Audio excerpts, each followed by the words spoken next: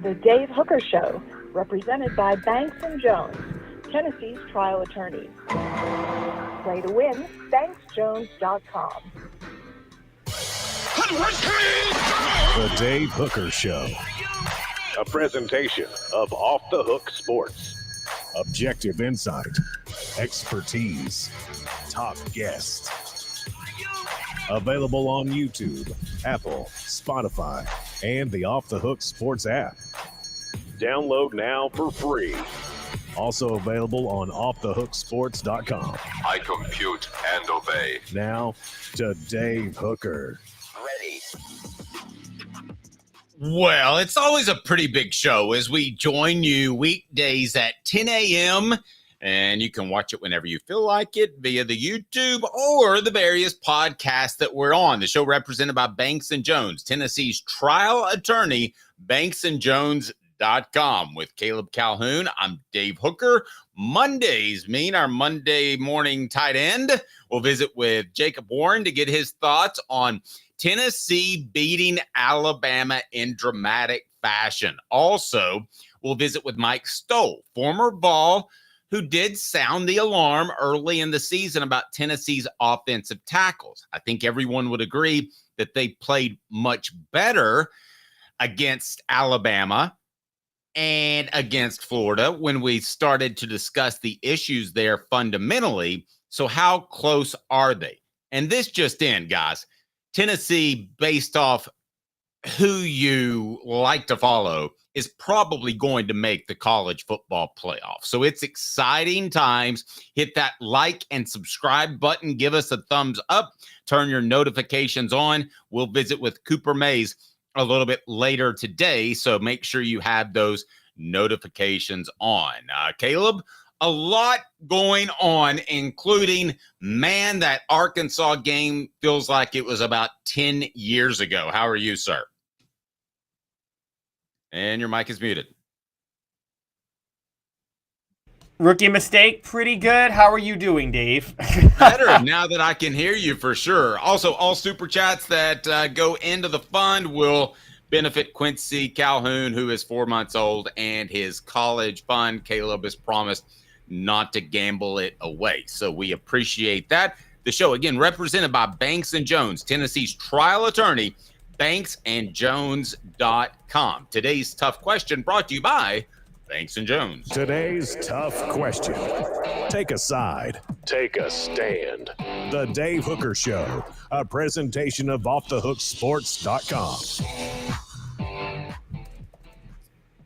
This is the best stretch of Tennessee football. The past 7 days between the Florida and Alabama win, the most exciting back-to-back stretch since when? Caleb Calhoun.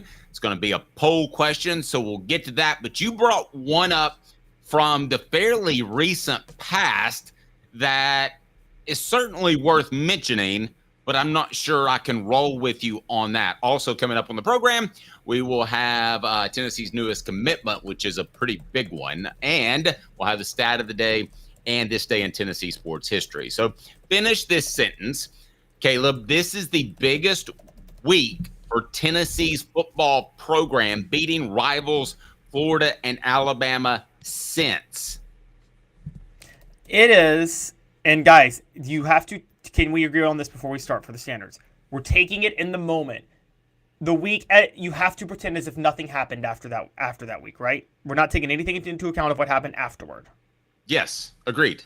Taking into account in the moment, it's 2016 Florida and Georgia, when Tennessee, 1 week after trailing Florida 21-0, came back and scored 38 unanswered points and erased an 11-year winning streak against Florida to get to 4-0. And then the next week, Josh Dobbs throws a Hail Mary to Jawan Jennings for Tennessee to beat Georgia in Athens to get the Vols to 5-0. It's the biggest, most exciting 2-week stretch since then. I know you're going to go further back. I want to address this real quick because I put it up there. Maybe I shouldn't have. I put 2022 beating LSU and Alabama in back-to-back weeks. Well, that rolls. That's good. Yeah. Quality wins, that probably beats the 2016 one, because the one I'm talking about, Florida and Georgia, weren't really Florida and Georgia. But it still mattered in a huge way when they did that. So that's why, for me, it's 2016. despite what happened right after that when they lost 3 straight. Here's why I wouldn't roll with 2016 is that 2 reasons. It took a Hail Mary, as you mentioned, and at the core, I didn't have belief in Butch Jones, which I know is probably outside the parameters of what we're asking now. But I think this is much more significant, and you would probably agree you feel more optimistic about the Vols under Josh Heupel than even you did at Butch Jones at the time, or were you still kind of wondering with Butch? No, in that moment, I will say I was very optimistic about the Vols for this reason. And I'll be honest with you. It's because that 2016 Tennessee team at that point, Dave, felt very much like the 2013 Auburn team that played for the national title. Remember how Auburn just kept getting lucky win after lucky win? That Auburn team that played Florida State for the national title was not a top 10 team talent-wise, were they? Gus Malzahn's first year. No, I agree with that. And going back to your situation with the LSU game in 2022, we all know that Tennessee benefited from that game being kicked off at noon. In games, most oftentimes the better football team wins in a football game more than any other sport.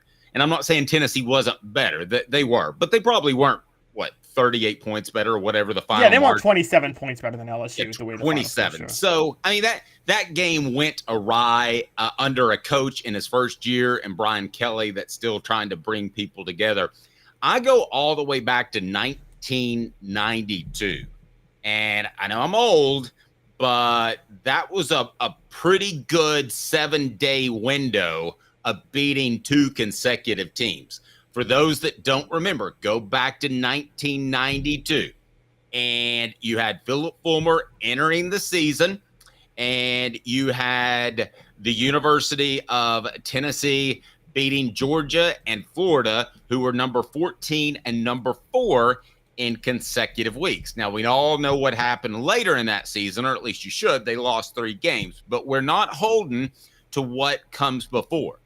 So, to me, you beat number 7 Alabama and unranked Florida. I think this is the most impressive week of Tennessee football since 1992. I'm going to go back that far. It is a poll question. I'll update you on the results. But Caleb, you're still going with the mid-2010s? I still am because of the momentum. Now, again, let's get the elephant in the room out with 92. For our younger viewers who don't know, Philip Fulmer was not the full-time head coach that year. The reason it was so big is he took over as the interim coach because Johnny Majors, 16-year head coach, was recovering from open heart surgery. Tennessee had an interim coach, and they were supposed to be rebuilding because that was Heath Schuler's first year as a starter. And they go to visit Georgia as 2 touchdown underdogs and then host Florida as an underdog too. And win both games and actually blow out Florida. Now, I don't know if the rain had anything to do with that, but you were there. You could tell me if the rain just slowed Florida's offense down under Steve Spurrier in that game. It did. It was just one of those weird games in that series where oftentimes the team just doesn't show up. That game, it just seems like that series that a team didn't show up once every 2 or 3 years. One of the other teams, and there's a million different reasons for that, and it was more times than Tennessee. Here's why I go back to 1992, and I skip past Butch, and I skip past 2022 for another reason. Because that gave you a glimpse into the future with Philip Fulmer. So after those 2 wins, certainly Tennessee went back to Johnny Majors, but you got a glimpse of what Philip Fulmer could be if he was a head coach, and eventually was a national championship head coach. The difference with the Butch Jones situation is I didn't think that was the case. The difference is with 2022 and now is I'm reaffirmed. In 2022, I thought Tennessee caught LSU on a bad day, and their offense took a lot of foes by surprise. You can't say that happened this past week of football. They won in a whole different way. So the correlation I would draw to 1992 is when I saw what happened in 1992 under Philip Fulmer, I was like, that guy's a pretty good coach. You're going to have a decision to make with Johnny Majors, And as it ended up, Johnny Majors probably made that decision largely for the University of Tennessee. But I come away from this game, this 7-day series, 7-day streak of 2 wins against Tennessee's most bitter rivals. And here's what I think to myself. I'm reaffirmed once again that Josh Heupel is going to win a championship and probably a national championship. So that would be the other reason that I value this a little bit more than Butch. You can vote on it on our YouTube page right now. And we remind you, today's tough question brought to you by Banks & Jones, Tennessee's trial attorney, banksandjones.com. You guys are surprising me a little bit on the YouTube poll. Give me 30 seconds. And remember, Banks & Jones, they don't settle, banksandjones.com. Why Banks & Jones? Well, it's because they're Tennessee's trial attorney. You can play to win with Banks & Jones because they'll go to trial. You've heard of other lawyers. They say they'll go to trial and fight for you. They won't. They just want to settle. That's the easiest way out. Well, that's not Banks & Jones, led by T. Scott Jones. They won't settle. They'll go to trial for you. Tennessee's trial attorney. They play to win. Truly, Tennessee's trial attorney when it comes to criminal defense or personal injury. Why settle? It's Banks & Jones. T. Scott Jones. Banks.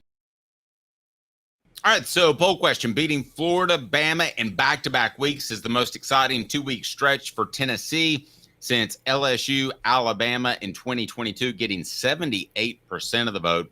2016, Florida, Georgia getting 14% of the vote. And then I think our listeners might not be as old as me because 1992 was a really big deal. And I think it made those power brokers at Tennessee think, hey, there's an option other than Johnny Majors, who I love, Caleb, than the coach who makes a lot of boosters mad. Yeah, so, and I wanted to ask you about that with Majors, too. You've seen this before, and I've seen it one time. I think I remember when Tampa Bay in the NFL wanted Dirk Cutter. They didn't want to lose him as their offensive coordinator, so they went ahead and fired Lovie Smith to hire Dirk Cutter full-time.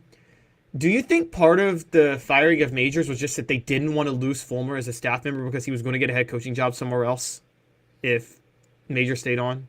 Well, yeah. I mean, once you showcase your skills and you beat Florida and Georgia in September, and then the team kind of comes apart without you, I still believe that that showcase to be able to go out there and show your wares was a monster factor for Tennessee. I don't think there's any question about that. If they go 1-1 in those games, I think Johnny Majors retains his job and Philip Fulmer coaches elsewhere. I think there were about, and I've gone through this with Mike Strange. You remember him? He covered Tennessee at the time.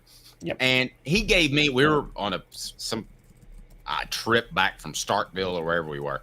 And there were like 13 things that had to happen for that transition to happen from Majors. Part of it was a heart attack, of course, from Majors to Fulmer. But he said a big part of that was the fact that Philip Fulmer went out there and won those 2 games. If that wouldn't have been the case, maybe it's something different altogether. Chattanooga Mortgage, congratulations. Your home search just got easier. Buying a home in Chattanooga has never been easier. They'll help you clean up your credit as well. Chat Mortgage, chat with 2 T's, mortgage.com. Tell them that Dave Hooker and Off the Hook Sports sent you. So, Caleb, that truly determined Tennessee's football future. So, as amazing as what Tennessee has done over the past week, I would still take that as tops overall. So, would you take that as tops over this Florida-Bama win in the past week? And let's be honest, too. This is not your Nick Saban Alabama Crimson Tide. They're still very good. Tennessee still played great, but this was not like beating them in 2022.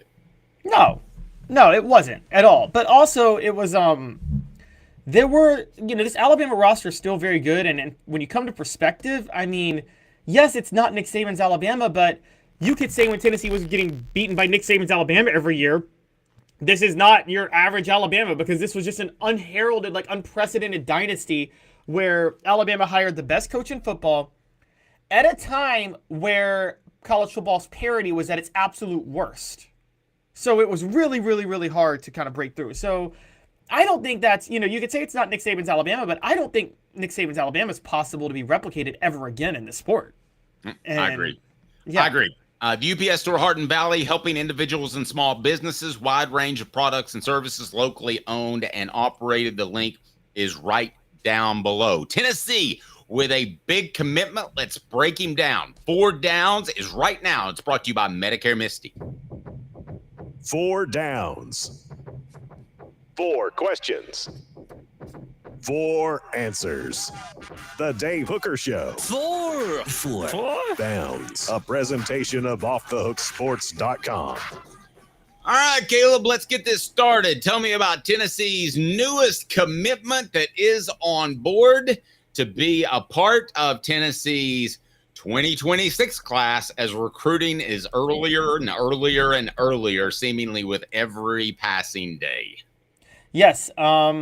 Tennessee landed a commitment from a 6'4", 320-pound 2026 offensive lineman, Brandon Anderson, who is a 4-star on 247 Sports composite, mix of a 4-star and a 3-star in a lot of different places.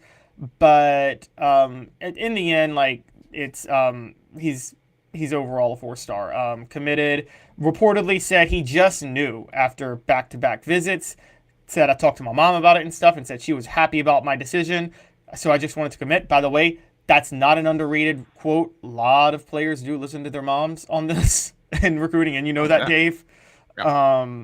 So by the way, the other point is a lot of these kids, nobody factors in, to fuel your point, Dave.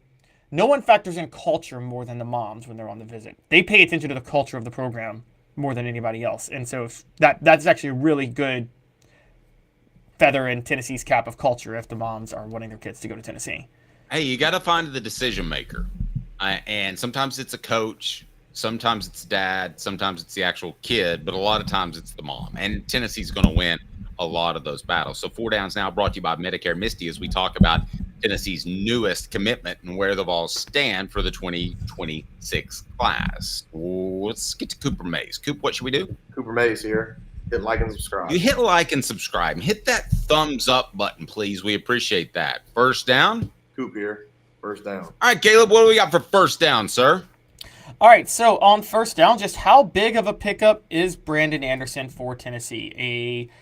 You could say elite, fringe 4-star offensive lineman. I think this is a huge pickup. I think this is exactly the type of player Tennessee wants, and he's an interior lineman. And again, you never complain about 4-star pickups on the offensive line, right, Dave? No, I think you completely take this one, and I think that Tennessee needs to pick up a handful of these type of guys. Now, you said he's a little bit fringe with a 4-star. Isn't pretty much everybody fringe from going up a level because it's so early in the 2026 class? Now, Tennessee has 3 commitments now. When I look at this young man in particular, I do like his athletic ability. I also like the fact that, fair or not, Tennessee's offensive linemen have come under a lot of criticism lately. So this young man is telling us that he believes in Glenn Ellerbe, which is a good sign. So Tennessee with 3 commitments now with Anderson. The other thing that I like about Anderson is I've been told he seems okay with playing the interior right now, whereas to some people that's viewed as a slight. You want to play tackle, that's the sexier position, but that's what I've been told, that he's willing to do that. Now, he is 6'4", 320 pounds, which is more of a tackle-style body. The bottom line is this is still Tennessee going out early, extending an offer that maybe other teams wouldn't. Would you agree with that? Because Tennessee still has to be slightly ahead of the curve. Oh, absolutely. They have to be ahead of the curve. And you're right, this is something that's the big thing he brings to the table, which is that he's going to be willing to play on the interior. And look, we're talking about the tackles right now, but honestly, after this year, interior is a big question because the 2 hallmarks of this offensive line, Cooper Mays and Javonte Sprackens, are gone. So, right. The interior, getting interior linemen and willing interior linemen is a big deal. All right, what down is next, Coop? Cooper Mays here. Second down. All right, thank you. Does this further prove Tennessee's future is fine at the offensive line? Fine is a weird word to choose. I think it was Philip Fulmer who used to say, "How are you doing?" right before a game. And if the player said fine, he would say feeling insecure, neurotic, and too excited. Yeah, that was the acronym that he used. So fine is an interesting choice of words. Yeah, I think they're fine. Are they exemplary? No, they're not. They haven't been exemplary in college in recruiting offensive linemen out of high school, and that's why they've been forced to go the JUCO route. I think this is a positive sign, but I don't think Tennessee's fine yet, and I'm not going to think that until I see some of the guys like Shamumarov, Satterwhite, some of those guys contribute that came to the Vols out of high school. And that's going to be next year, barring injury, which we hope isn't the case. I've heard great things about those guys, but I'm not ready to say fine just because they pick up a fringe 4-star kid. So what you're saying is you need the response that that guy in Empire Strikes Back said right before they were about to have that battle on Hoth, when he's like, "I feel like I could take on the whole empire myself right now." I don't remember that, but I'll tell you this. Okay, you either want 5 or 6 of these guys or 2 or 3 David Sanders, right? Because yes. I mean, the chances of a guy like David Sanders, that is the highest offensive tackle out of Charlotte, committed to Tennessee, that he's going to have an impact is what, 80%? I mean, typically any prospect, if you look at any signing class, and here's a little bit of knowledge for you, Caleb, they're all 50-50. 50% of the guys contribute, 50% don't, and they end up washed up somewhere else. But David Sanders would be on the high edge of that. This guy is probably a 50-50 guy. 4 years from now, we'll either be talking about him playing, and look at the job that Tennessee did. By the way, Alabama offered him, but Kalen DeBoer has to be ahead of the recruiting curve like Josh Heupel has had to be. So that's not like an old Alabama offer. So to me, we'll either have the conversation with this young man that, hey, man, he's starting, he's contributing, or he's at App State after transferring. Well, I don't want to be Debbie Downer, but he's a 50-50. David said, I'd rather have, I don't know, would you rather have 3, like you feel for sure guys, or 6 or 7, I feel kind of good about guys? Well, as Josh Pate tried to correct me last week on the split the baby reference, because he says if you really read the story, the point of split the baby was cooler heads prevailed, and said that wasn't a good idea. Yes. That biblical story. I love it when you get challenged on your religious knowledge, by the way. I could just see that irking you at the time. Hit like and subscribe if you like to challenge Caleb's religious knowledge. I went to church every Sunday and Wednesday for like the first 18 years of my life. Y'all don't have me on this, okay? Raised in a Baptist faith that took the Bible literally all the way through. I'm just going to point this out. That story's wrong. That story is inaccurate. It's not always wrong to split the baby, okay?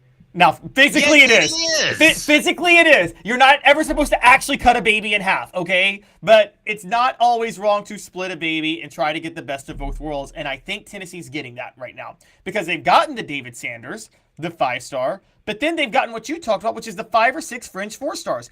I mean, every member of this recruiting class in 2024, Dave, that was an offensive lineman, they're fringe 4-stars. Bennett Warren, William Satterwhite, Max Anderson, Gage Ginther, Jesse Perry. Well, not Jesse Perry, but the other 4 are all fringe 4-stars. And then you add David Sanders, a 5-star in the next class. And now you have this guy, Brandon Anderson, who is a fringe 4-star in the 2026 class. So you have 5 fringe 4-stars and a 5-star. That's kind of what you want, isn't it? They've split the baby and Caleb likes it. Let me tell you what a perfect class for Tennessee in the offensive line department would look like. Brought to you by Medicare Misty, licensed in over 40 states. So wherever you're watching, she can take care of you. No cost from Medicare Misty. I've been in business actually 19 years this year. I've been in the community since 1993. You're getting a lot of information. Unlike when you were working, they made the choice for you. Now you have to make the choice. Come to us and let us help you make it easy. Call Medicare Misty, MedicareMisty.com or 423-777-5577. Let us help them sleep at night. And we call her Medicare Misty. So I've covered recruiting for, 25 years. I always thought the 2 and 4 rule to get to 6 was the best way to recruit offensive linemen. 2 guys like a David Sanders that you absolutely feel 100% good about. 2. And we could debate whether or not they had that in the 2025 class. And then 4 other guys that could grow into a Scott Wells. Yeah, he was a 3-star guy, if I remember correctly, but you liked him because he had leverage. He played, and he started 12 years with the Green Bay Packers. He wrestled, so he was a very good player. So I've always thought the 2-4 rule, that's how you need to recruit offensive linemen. 2, that you absolutely went to battle with the best teams in the nation and got, a la David Sanders, and about 4 more guys that are 3 or 4 stars, and you're going to find out really quickly if they like physical football. Cooper Mays would probably be in that 4 range, right? Yeah. Yes, I agree. And also with Cooper Mays, again, the problem with interior offensive linemen, and this is why his willingness is such a big deal, it's much harder to measure. Can we say that with tackles, you can kind of measure like, oh, can you physically do this? Oh, well, then you can play tackle. And where with interior linemen, it's more, there's a lot more about will, leverage, understanding calls. That's a lot more common in the interior, and you can't really measure that with physical abilities, right? Yep, I agree with that. What down is next, Cooper? Tennessee center Cooper Mays here. 3rd down. All right, what's next? What do we got? Tennessee picked up a commitment out of Georgia. You guys tell me. Is Tennessee going to be willing to reestablish a pipeline in Georgia? And I say this way. Now, it seems like this was down to Tennessee and Alabama, so I don't think Georgia was much in the running. But I told you guys before first down, that the kid's mom really liked him going to Tennessee, and all the quotes sounded like the mom wanted him going to Tennessee. Dave, I'm reading as moms want their kids out of Georgia because of the culture that Kirby Smart's running right now. Maybe I'm reading too much into it. No, I don't think you are. We're going to read more about, or we're going to talk more about the issues going on at Georgia and how, Kirby Smart just has no filter now. It's like he's grown into some sort of Saban-like character where he can just say what he wants to about college football. Sorry, I know you got a couple of national titles, but you don't have 7. All right, so you're not at that point. What down is next, Coop? All SEC center Cooper Mays here. 4th down. All right, 4th down is what?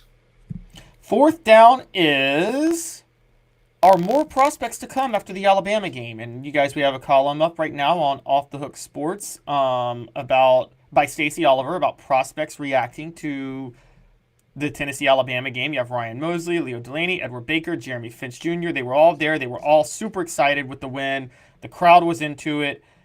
Is this just the first of a series of dominoes, Dave, from the Alabama game that's going to change stuff up?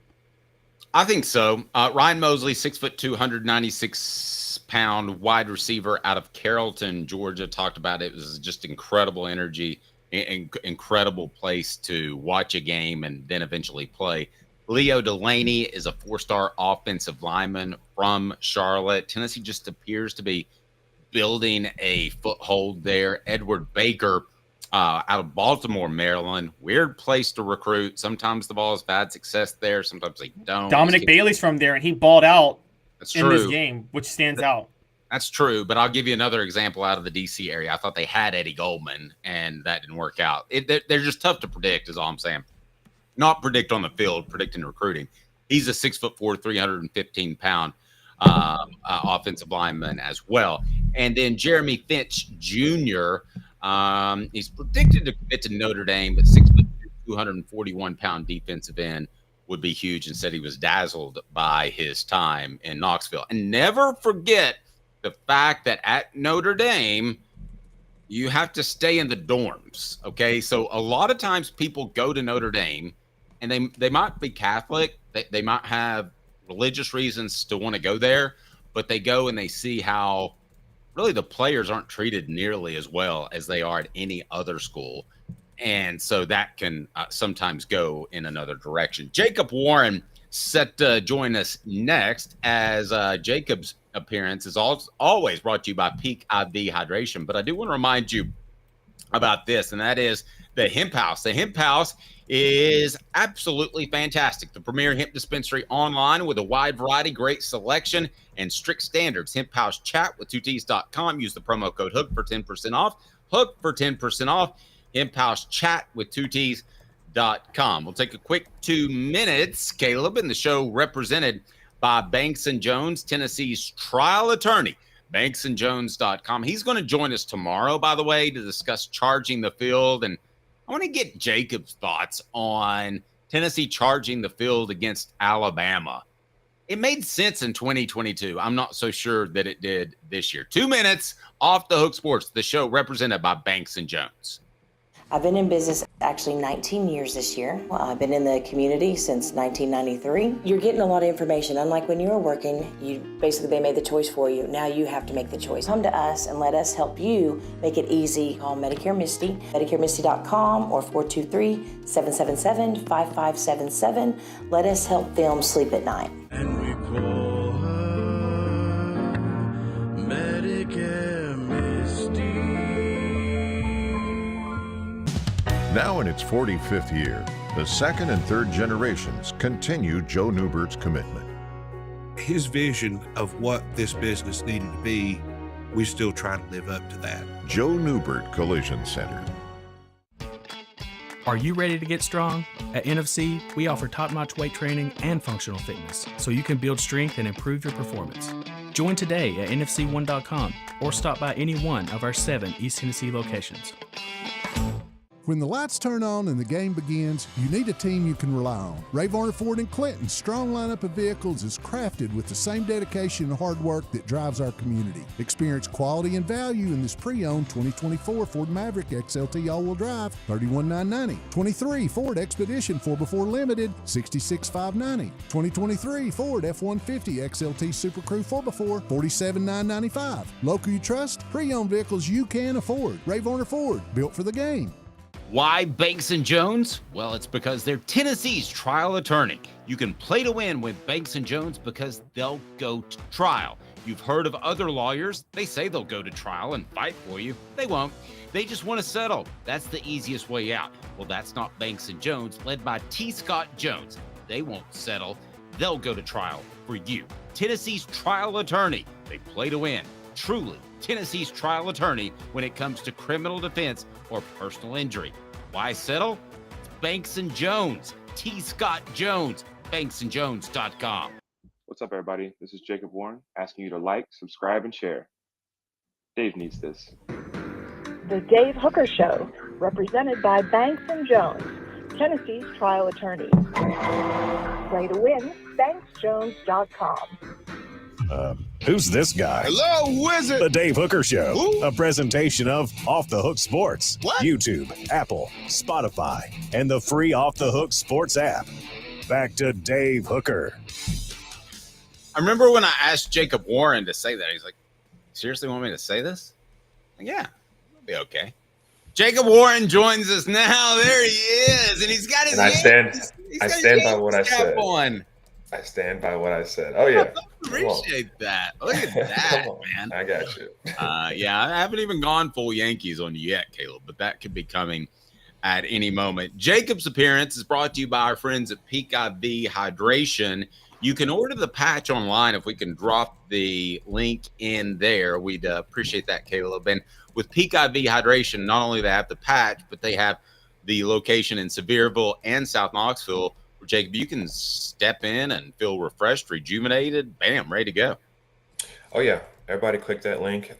Like I said, it's easy, man. You just throw the patch on. You can walk around all day, shower with it on. You can do whatever you need and, get to feeling your best. I think that's very important, especially, after big games like that, everybody's screaming, everybody's yelling, whatever, a little bit dehydrated, maybe the cigars and all that. But, yeah, man, they do great work, and they've helped me out a lot in my own personal life. So I encourage you to go check them out. Good stuff. Peak IV Hydration. All right, Jacob, let's just jump right into this. Did Tennessee's offense, I'm just going to go with offense, and then I'm going to ask you specifically about Nico, but did Tennessee's offense turn the corner against Alabama? Yeah, I think obviously first half, I think that's what everybody's going to talk about, and that's what you should talk about, right? I think that, first half you saw some of the similar struggles. I think it wasn't quite as bad. I think you saw a team that was moving the ball pretty much the whole entire game, that just found a way pretty much every time that they started having success to ruin it, right? Whether it was a turnover or, a penalty or a big drop or whatever it was, an overthrow. Like there's things, everybody's just kind of taking their turn, right? And me and you have talked about this, right? Whenever you want to truly put together a game, and when you see games that teams just go out there and just completely dominate for 4 quarters, they don't miss those opportunities and they don't give the ball away. They don't make all those mistakes. And luckily, on Saturday, the team played well enough to kind of figure that stuff out. The defense played well enough to keep the offense in the game while they had their struggles or whatever. And that's what football's about, man. It's a team sport, and I think that both sides of the ball played really well. All things considered, I think the wide receivers made some huge plays. Dylan Sampson again with 139 yards. You know what I'm saying? Like it's just it's awesome to see, and I think turning the corner on it is a good way to think about it. I think that's a good way to say it. Jacob, I want to ask about, I had a column Dave and I talk about all the time, and you may not know about this, but when you're a reporter and you cover games, you write columns during the game, for the end, and then something changes, and then it's a great, awesomely written column that you just can never publish because it doesn't make sense anymore. And one of those was I had a column ready to go about how the worst quarterback lost this game more than the better quarterback won this game until that Nico Iamaleava 55-yard pass to Dante Thornton. Sure. And I'm calling that a turning point play in the season because he looked in way better command the entire fourth quarter. Did that seem like, how much of a turning point did that pass seem like to you? And I don't even know. Yeah, I guess it just is that pass, right? And I think that people even talk about on Twitter and stuff, they're like, that is the moment that we won the game. You know what I'm saying? That is the moment whenever you could kind of see, I won't say, I almost said see the tide shift, right? That's kind of stupid. But but when you could kind of see, everything shift and the momentum shift, and, he really sat back there knowing like, I can make all these throws. I know I can. Everybody knows he can. And he hadn't up to that point. He hit that one and everybody got really excited. And I think everybody, especially on the team, was like, yeah, dude, like, come on, let's keep doing it. And that gave him all the confidence in the world, I'm sure. When I saw that pass, I was impressed. I was also impressed by how he ran the ball, because I believe that being indecisive at times and unsure of what you're doing can make you look less athletic, and at times can make you look like you're giving less effort, which is why I never call people out unless somebody's told me on the team that somebody's giving less effort. So It was kind of funny. A couple weeks ago, he looked like kind of a baby giraffe out there running around. You're like, oh, man, he's going to get himself killed. Sure. Whereas he was much more decisive when he ran the football. That to me is something that if I'm a defensive coordinator, I'm like, darn it, I didn't want to see that. Yeah, that's the step that he takes, right? That is scary. And, what I saw the other day was, him make a mistake, right, in a scramble drill. He's rolling out to the left, actually toward the sideline I was watching from, and ends up trying to just dump it off to a receiver or whoever it was down the field, but gets hit and throws that interception on the sideline, right? And everybody was like, what is he doing? What is he doing? And, like, you can see it. It's like, bro, like, just be decisive. Exactly what you're saying is be decisive. Make that decision. Either you're throwing or you're running. We're not going to try to do both. We're not going to try to, pull up. And I think, obviously, everybody can look at that play and be like, dude, just run out of bounds or just throw it out of bounds. But I think he's learning, and I think he's honestly taking everything in and just trying to find a way to fit into the system. And like you said, it seemed like, second half, the second that he started running or was like, cool, nothing's there, like he's full runner. And he ended up like running over a DB or something on the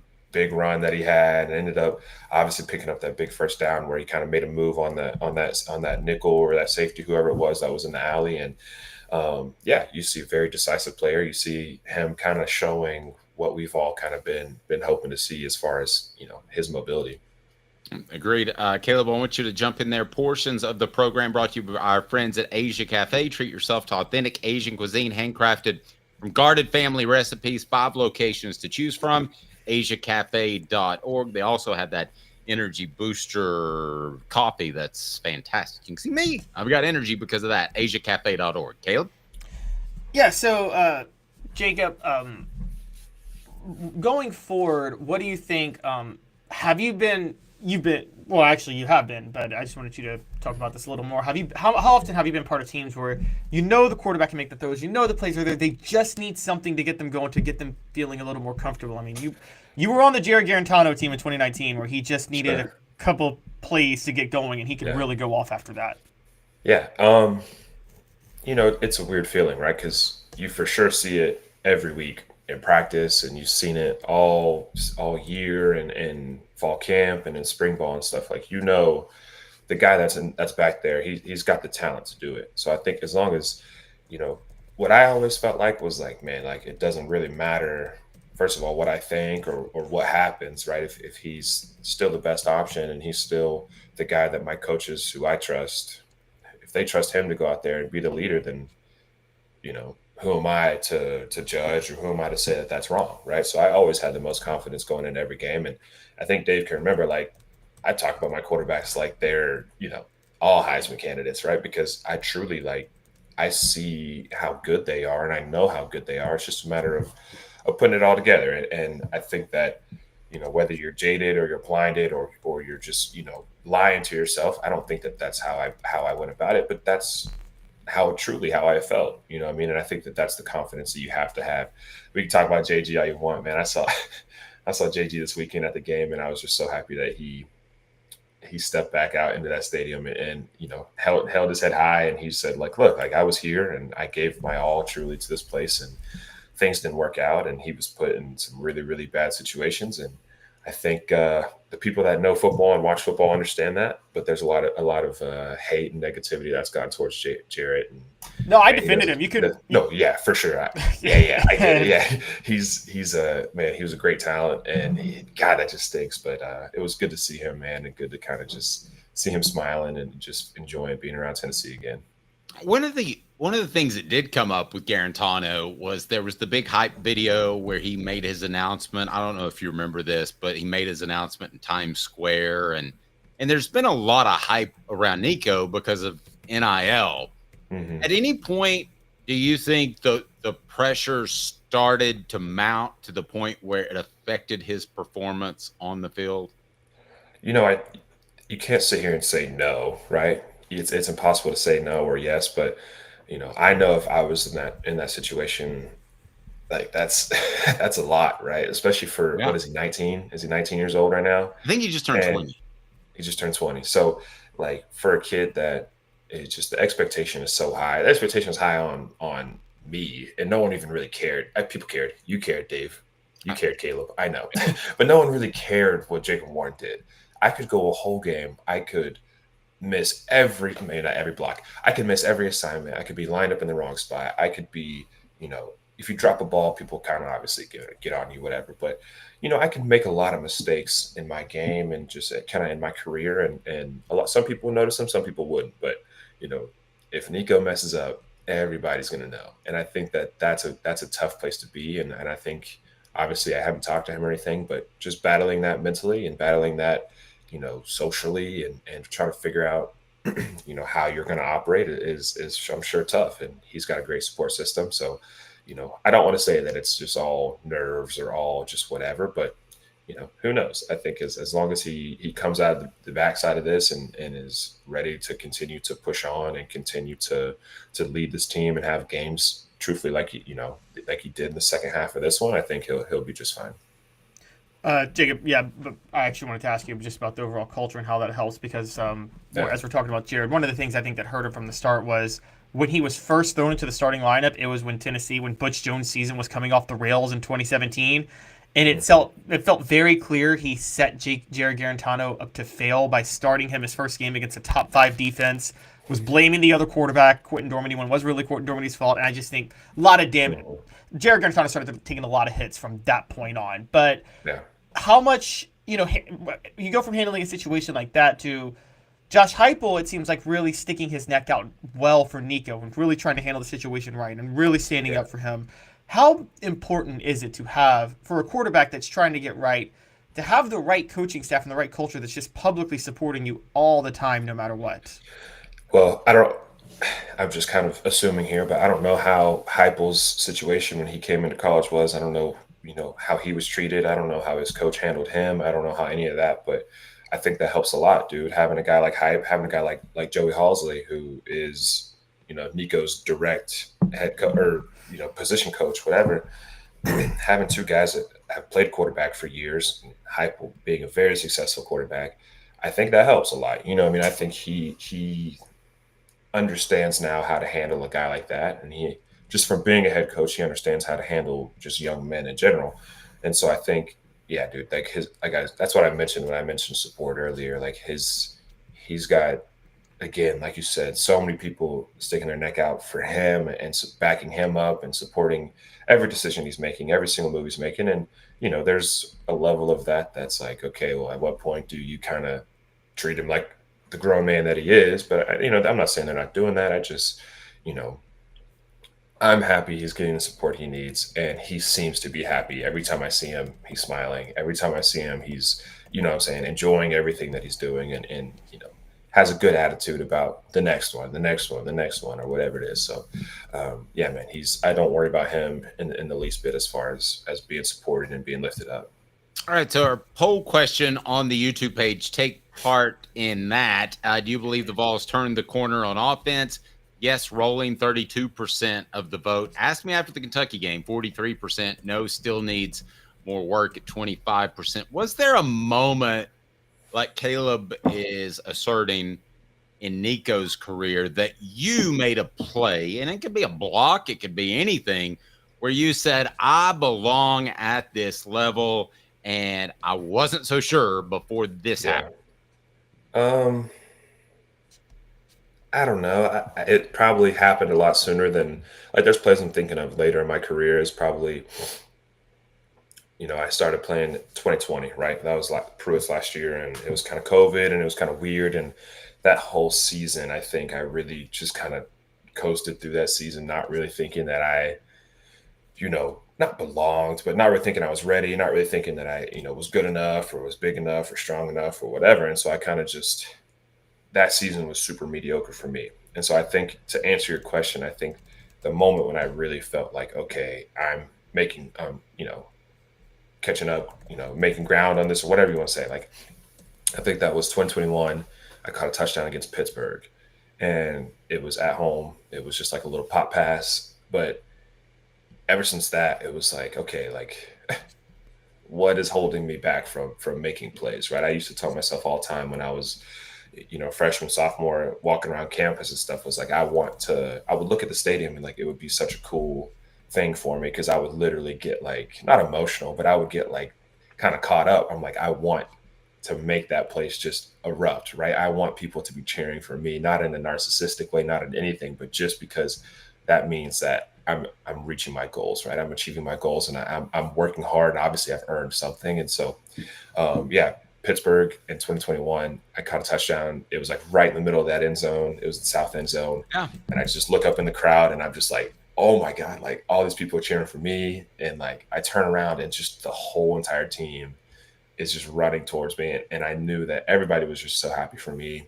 And it truly, like, best feeling ever, right? And it should be, right? That's the reason you play the game. And no, I think from that moment on, I really felt loved, and I felt appreciated, and I just felt supported by all my guys and by just, everybody. So I think that's really the turning point for me as far as mentally in my career. With the transfer portal, I don't feel like anybody is going to have quarterback depth anymore. And nothing against Gaston Moore, but when he rolled out there, things did not exactly go his way. Can you just talk about, because previously it was all Joe Milton show. Can you talk about how the first snaps get divvied up? I mean, there's part of me that says you need to have a backup quarterback ready. That's traditional football. There's another part of me that says nowadays, if somebody goes down at that position, you're probably not going to end the season well, and you might as well just give it all to the first team guy anyway. I mean, how do those snaps get divvied up, and how do you think they're getting divvied up now? And that's I think that that's all around the country, right? And I know that's kind of what you're insinuating, but it just is. It's weird to think about because you go back and I don't want to, throw any teams under the bus, but even the team we just played, right? That quarterback room has been notorious for having first rounders just stacked up, right? If the first one gets knocked out, like you're almost more scared of the second one because he's fresh. You know what I'm saying? And he's like ready they're to just roll. waiting on the elevator to hop on. I just don't think that's going to happen anymore. It's not realistic anymore, man. I think that quarterbacks are too talented nowadays, and if they're a backup somewhere, they know they can be a starter somewhere else, and they know they can get paid more somewhere else, and that's part of it. That's kind of what you ask for whenever you kind of just open the floodgates like you have. And listen, again, I told you how I feel about my quarterbacks. Like I truly think Gaston Moore can go and can be a good quarterback at so many schools, and he decided to stay, which I'm extremely happy and happy for him. They're taking care of him there, whatever. But not to make any excuses for him. Like he came in, obviously what happened. I think he could have, probably been put in a more friendlier situation to be thrown in their first game and first down, and he just goes in there and he's asked to throw this ball down the sideline. And is it short? Probably. Is it bad throw? Maybe. I don't really know. I didn't pay too much attention to it. I just kind of saw what ended up happening. Was it a coverage thing? Was it an execution thing? I don't know. But I again still support him. No one was more upset whenever it happened, just because I know that's not him. That's not what he wants. Like he's a good player, and I know he's going to get a lot of crap for it, and that is what makes me upset. So, man, again, backup quarterbacks, some of the most important people in football. Unfortunately, not a lot of teams have a good one. I promise you, we have a good one. It stinks. Yes, he did throw into double coverage. The receiver could have got to the ball. I agree with you, Adam. I second that opinion, brother. Okay, well, let me ask you this, off topic a little bit. Mm-hmm. Up until Saturday, did we overrate the receivers at all, or has it been injuries that have kept them from being elite? I think there's probably a lot of things that people don't know about that guys are dealing with, whether it's just a nagging kind of here, there, whatever. But I'll also say that that's football. I think that there probably wasn't a game where anybody goes into it and it just feels amazing, right? It feels perfect. Their body is, especially at this point in the season, you played some good SEC games. You've played a good number of games, you know what I'm saying? And this bye week is probably going to be really, really good for that regard. I guess is getting guys back, guys healthy and stuff. But I don't think they're overrated. I think they're rated, I think, perfectly, right? I think that they are understood as being a group that is, kind of has some experience, right? Squirrel's got some good experience. Dante's had some experience, but Dante hasn't been just that guy that they rely on to go make huge plays in the past. And now he is. And now he's he's stepping up and doing that. And obviously there's some here and there, whatever, but you're seeing him make huge plays. And Brew's been that guy that everybody's just leaned on and just trusted every single week. And I'm not saying it's super, Blitnikoff numbers, but every single week it seems like he shows up and he performs, right? I looked at the box scores and he had, 70 some yards, or 8, I don't even remember how many it was, but he had a good amount of yards. And I don't know. It stings to see them drop these balls and to kind of let opportunities kind of go. And again, you never know. You just never know. You can't really chalk it up to them just being overrated or whatever. But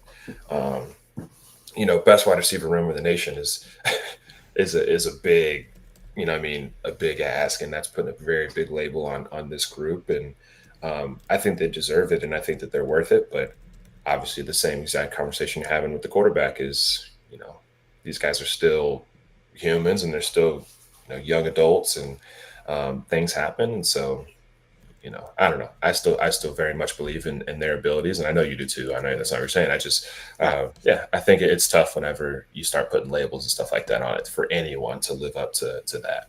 No, and it's really Caleb that did most of the overhyping in the preseason.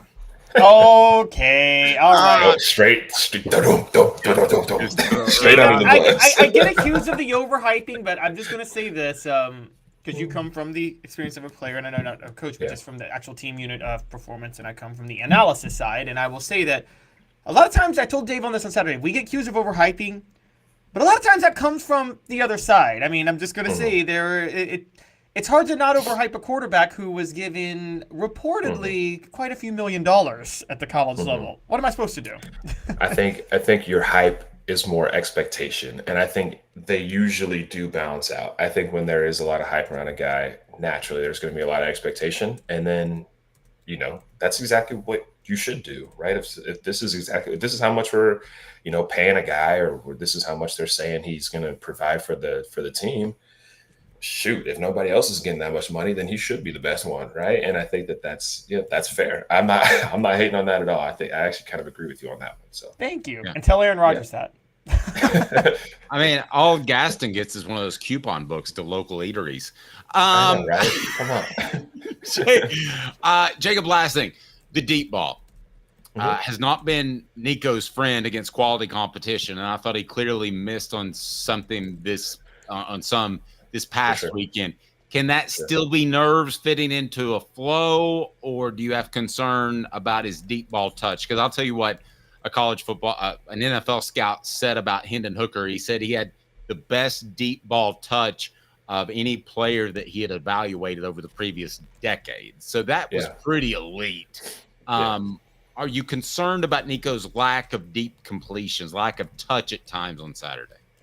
I mean, I'm not concerned, and I think it kind of just comes down to a similar thing we've been talking about is just it's a timing thing, and I don't know how long you go before you are concerned. You know what I'm saying? I think that's appropriate to say you can be concerned about something, but I'm still at a point where I don't know. I want to see 2 or 3 more games where we're still missing, maybe 1 or 2 more games where we're still missing these, and it just is like, what's going on, whatever. And then, again, I won't be concerned because he's my friend and he's my quarterback, and I just kind of trust him either way. But I think that it's fair for people or fans or critics or, reporters or whoever to have those concerns, just because that's what we're seeing. And we're seeing that every single, Saturday on the field. And again, it's who knows what the cause is. Is it the wide receivers off timing? Is it, the DBs that are just kind of playing them well and forcing the ball in a different spot? I think there's for sure a couple situations where you see the guys open or the guys whatever, and sometimes the guys just miss. Hendon Hooker missed sometimes. So I'm not saying he missed a lot. Hendon Hooker probably did have the best touch on the long ball that I've ever seen. So, I think you're comparing him to, one, the person that could probably throw the ball further than anyone else on the planet right now, and 2, the person that this, scout just said had the best touch in 10 years. So, I think that he's just got big shoes to fill. And I think that, he will get there eventually. Again, I know you can't just continue to put it off as him being young, but it does play a part. And I think he'll be just fine. I'm not concerned about him. I want to give Caleb a lot of credit, because when it comes to his deep ball, he's never missed on a deep ball. Now, he can't throw it over 15 yards. So his deep ball is just across the front yard, right? That's right. I may not even be able to throw 15 yards, guys. So that's all right, Jacob, great stuff. Peacock V Hydration, over 500, or I'm sorry, over 1,000 5-star reviews. Why are they fantastic? Just, man, their consistency. It's you get what you pay for, and you know exactly what you're gonna get. Get the patch, man. Just put it on. I promise you will feel it. If you don't, you don't have to buy it ever again. But take the chance, click the link, go check them out. We love them. We support them. We think you should too. Have a blessed day, sir. We appreciate it as always. See y'all. Jacob Warren, the Warren Report, brought to you by Peacock V Hydration. This day in Tennessee sports history is now the poll question that is up that we would like for you to be a part of. Do you believe the Vols turned the corner on offense? Yes, rolling. No, still needs more work. 30% at both of those. Ask me after the Kentucky game, 41%. All you naysayers. This day in Tennessee sports history, what do you got, Caleb? On this day in 1967, Tennessee beat the Alabama Crimson Tide 24-13. in a game that ended up deciding the SEC champion because Tennessee finished 6-0 in the SEC that year and Bear Bryant's Tide finished 5-1. Albert Dorsey was the star of the game. He picked off Ken Stabler 3 times, running one back for a touchdown. That ended up being the difference, and Tennessee retroactively claims a national title. That is a stupid retroactive claim. They need to take that title down from Neyland Stadium, but they claim it, even though they went 9-2. But yes. Well, and then I think it was Dorsey and Ken. Who did you say again? Ken Stabler. Ken Stabler, who I've interviewed a couple of times. I can't believe I forgot his name, but they actually got together and I think married and had Ken Dorsey, who was the quarterback for Miami for a long time. Is that right? No? You know what's funny? Ken Dorsey was actually in, I will never forget Ken Dorsey being in New York for the Heisman ceremony in 2002 with like Rex Grossman, Eric Crouch, like Joey Harrington, a bunch of other guys. God, that's the worst Heisman quarterback like room if you look at the NFL of all time. But I laughed because I'm like, even then I'm like, Ken Dorsey doesn't belong here. He was the worst player on that Miami team at quarterback. All right. New poll question I want to get to. First, I want to tell you about Work Trucks. Work Trucks, all about trucks. And Work Trucks is fantastic. Trucks that are actually available, trucks that help you maximize your profits by having the right work vehicle now. Time is money. The perfect work vehicle doesn't break down, has all the space to carry what you need. Look at those Work Trucks on Work Trucks. Intent on offering that while other dealerships just can't do it. Contracting is about time. Work Truck saves you time, less back and forth trips, and trucks that pass the highest standards to be put to work. The process is quick and easy when choosing a vehicle for Work Trucks. Cargo vans, utility body trucks with nap-hide work bodies installed, pickup trucks of all sizes, anything special like cranes or dump trucks. Work Truck supplies vehicles to people just like you and get you back on the road, no dealership runaround. If you're a contractor, you got to know Work Trucks. Work Trucks with an X.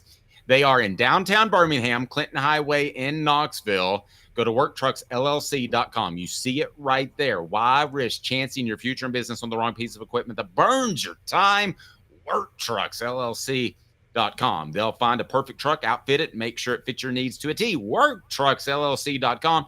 Proud supporters of the Tennessee Vols. And Caleb, in all seriousness, do you think you can throw the ball over 30 yards? Thank you, Rustastic. Helping send Caleb Calhoun's 4-month-old son, Quincy Calhoun, to college thanks to his $10 super chat. So thank you, sir. All right. Do you think you could throw the ball over football over 30 yards right now? No. And let me tell you a quick story. When I was a little kid, baseball was my favorite sport. I wanted to be a baseball player. No. Wait, 30 yards. Strength was my weakness. I wanted to be a baseball player, and believe it or not, I was a really good contact hitter. It's about all I can do. I could hit between the gap between the shortstop and third base every single time, and I'd get on base, but I couldn't run the bases. I had no power when I threw the ball. I had no power when I hit the ball, okay? But I was an amazing contact hitter. The late Pete Rose would be proud of me for that because that was – I didn't even hustle like Pete Rose, though. I just could – Well, and you also would have plenty to talk about because you have a very distinct gambling problem. I never would have bet on my own team, I'll tell you that. Oh, come on. No, I wouldn't have. So strength was your weakness. That's an interesting way of putting that. Strength was my weakness. I had no power when I threw the ball. And I mean, I had no power when I threw the ball. I had no power when I hit the ball. Nerd. I just could make contact with the ball. I was really good at that. I was really good. So yeah. Okay. Smoky Mountain Red says DH was my calling, but I don't even know if at the higher levels DH would have been my calling because nowadays they value power for your designated hitter. I didn't bring power to the table. I got on base. Okay. Strength is your weakness. Strength is actually a fairly good strength of mine. So new poll question on board. Can you read that out to our listeners before we tell you about our good friends at Sports Treasures? I feel the best about the blank after the Alabama game. Quarterback position, wide receivers, offensive. Oh, sorry. How many times could Dave bench press Caleb's body weight? 5 or less, 6 or more, 10 or more? Guys, it's 10 or more. I'm a pretty light dude. All right, 2 minutes. He's Caleb Calhoun. I'm Dave Hooker, Off the Hook Sports. By the way, we would love for you to join Hooker's Corner. You can join for free, but if you're a paid member, then you can take advantage of our monthly prize, which is a mini autographed helmet by Dylan Sampson that we'll be giving away next week. That's our monthly prize. Weekly prizes as well, including shirts and books. but you can also be a free member there at Hooker's Corner. It's brought to you by Sports Treasures. Sports Treasures, over 5 million sports treasures over 35 years in North Knoxville. And also, let me tell you something else.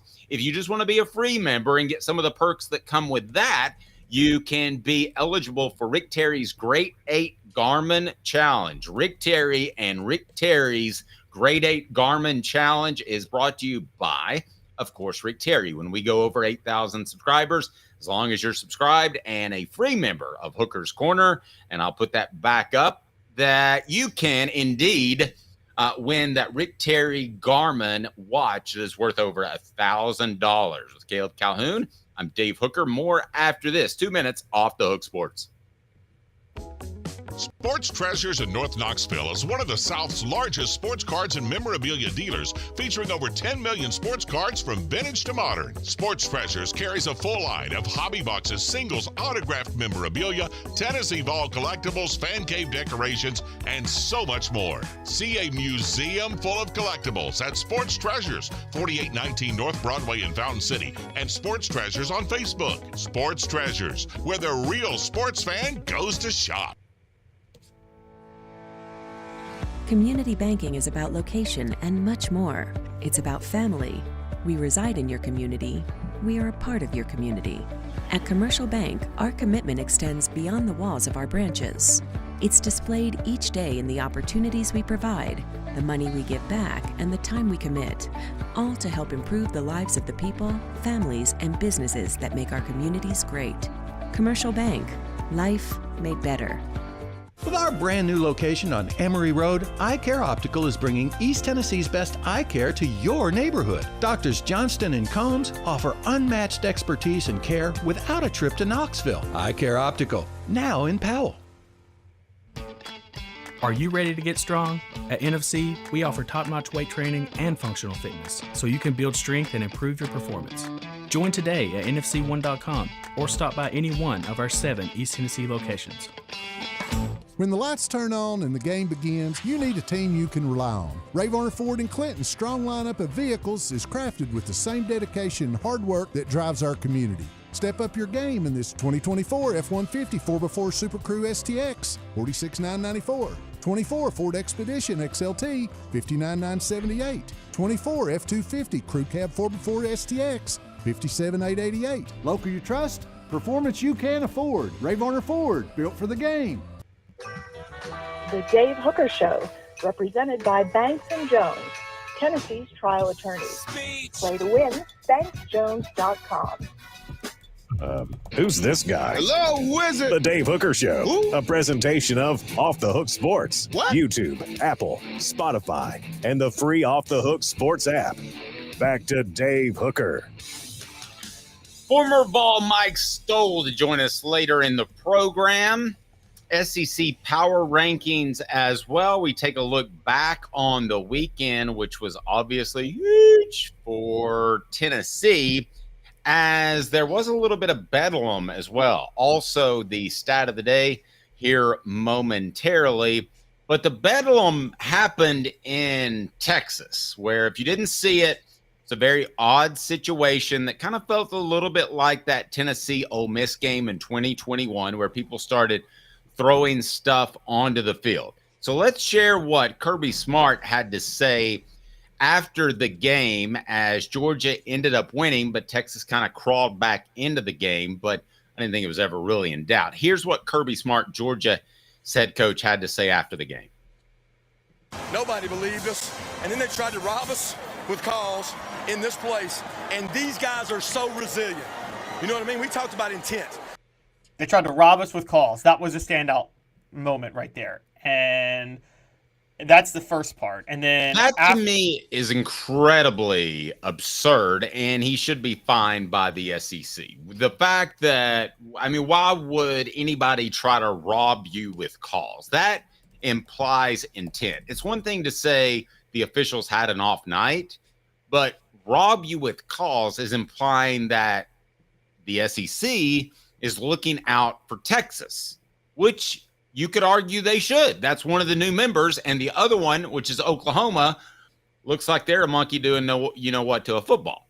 So, I mean, there's reason if you wanted to jump in line and be a conspiracy theorist, that Kirby Smart saying the SEC is giving preferential treatment to Texas because they want them to be big, and they want them to be big in those Texas television markets. So that to me is way off base, because the moment, Caleb, and I think I mentioned this to you before, and we talked about Pete Rose a second ago, if I ever believe that college football is the WWF and that it's orchestrated and laid out, that's when my days of covering that sport are over. So that's like the one unforgivable sin that you have just suggested after a game that the SEC might have been a part of. Yeah, and so I'm going to play this next thing, because this is all related to, there was a play where a pass interference was called on a Texas defender where the Georgia receiver clearly made contact, and it was a terrible call, and refs were consulting, and Texas fans got really mad and started pelting the field with water bottles. I mean, just throwing it all over. And then refs ruled off the call. Then Kirby Smart said after the game, this is what he said about that whole situation after the game, regarding that specific situation, and that's where the whole "they tried to rob us with calls" came from. Called it on the wrong guy, which it took him a long time to realize that, you know. So it's one of those things that I don't know what I'm allowed to say and not say, so I won't comment. I want to respect the wishes of the SEC office, but I will say that now you've set a precedent that if you throw a bunch of stuff on the field and endanger athletes, that you got a chance to get your call reversed. So for those who didn't hear, because I know the audio was rough, he said we've set a precedent where if you throw a bunch of stuff on the field and endanger athletes, you can get your call reversed. Okay. Bank on it. Kirby Smart's ego needs to get checked at the door. Brought to you by Commercial Bank, member FDIC. Commercial Bank, life made better. Bank on it. Kirby needs to take a step off. Commercial Bank is your neighborhood bank. What makes us different from other banks? We understand that every customer has unique opportunities, challenges, and financial concerns. We don't expect you to fit into the same box as the next person or business. Whether it's purchasing a home, saving for your child's future, or planning for your next vacation, we're with you every step of the way to navigate life's big decisions. Commercial Bank. Okay, so within the course of a week, Kirby Smart has pushed another player for another team. He has then asserted after the game that his team was robbed. And then after that, he went ahead to say that the players were in danger. Well, they weren't more in danger than what your players have done in sports cars running the roads in Athens, Georgia. Is he already to the point where he gets preferential treatment by the SEC, where he can say what he wants to and there's no pushback? Because I thought he should have been suspended or at least fined for pushing the Mississippi State player. These comments aren't very good either. But is he above reproach? Has he reached a Saban level? Because Saban could say whatever he wanted to, and at most he would get a phone call from the SEC office, but there was never a fine or a potential suspension in play. Right, let's unpack this a little bit. So theoretically, the officials did what they're allowed to do. They're allowed to consult on a penalty and pull up the flag if it's a bad flag. And it would have been a bad flag, honestly. I mean, it would have been a terrible pass interference that would have benefited Georgia heavily. So for Kirby Smart saying they tried to rob us, they tried to rob you by overturning a flag that would have robbed Texas. You know what I mean? Like that's the ridiculous part. However, with that in mind, and just for those that don't know, it was not overturned by replay. No. Okay, it was overturned by the refs getting together and discussing it. Now, one could argue that they got together and discussed it because they had extra time because Texas was acting like a bunch of jackwagons throwing stuff on the field. Well, but I think they would have held up the game and made that decision either way. That's where I am at, but I'm going to ask you, Dave, just honest question. does Kirby Smart have a point at the end at the end of the game, saying that like this sets a dangerous precedent because however you want to say it, the succession happened where the fans were pelting the field with trash and then the refs waved off a flag against Texas, even though it was the right decision to wave off that flag. Do you think it's possible that the fan anger had an impact on that decision, and do you think it's possible that's going to affect refs going forward? I'm going to say I hope it's not possible, which is weak. Because isn't that fair for Kirby Smart to raise that question? Yeah. And it's fair to look back with the Ole Miss situation. Why did fans throw stuff onto the field at Neyland Stadium? It's because they kept faking injuries. And it's fair to say, hey, I'm just going to throw this out there that you could have very well have stopped all of that had you just thrown stuff out there, and eventually maybe the officials would have started calling that. It's still not technically against the rule, but Kirby Smart getting preferential treatment is going to be our poll question. I don't think there's any argument to that. By the way, Darth Vol, we appreciate you. Substantial super chat. Thank you. He says, Georgia and Texas, Dave, send me your book before I get mad and don't want you to. I'm going to send you the book. It's in the mail. Go Vols. And yes, Ryan Williams is now the youngest player in Alabama's history to lose the Vols. That's a pretty good line. Super chats go to Quincy Calhoun's College Fund. And your book is going out, or has gone out, on Friday. So does Kirby Smart get preferential treatment by the SEC?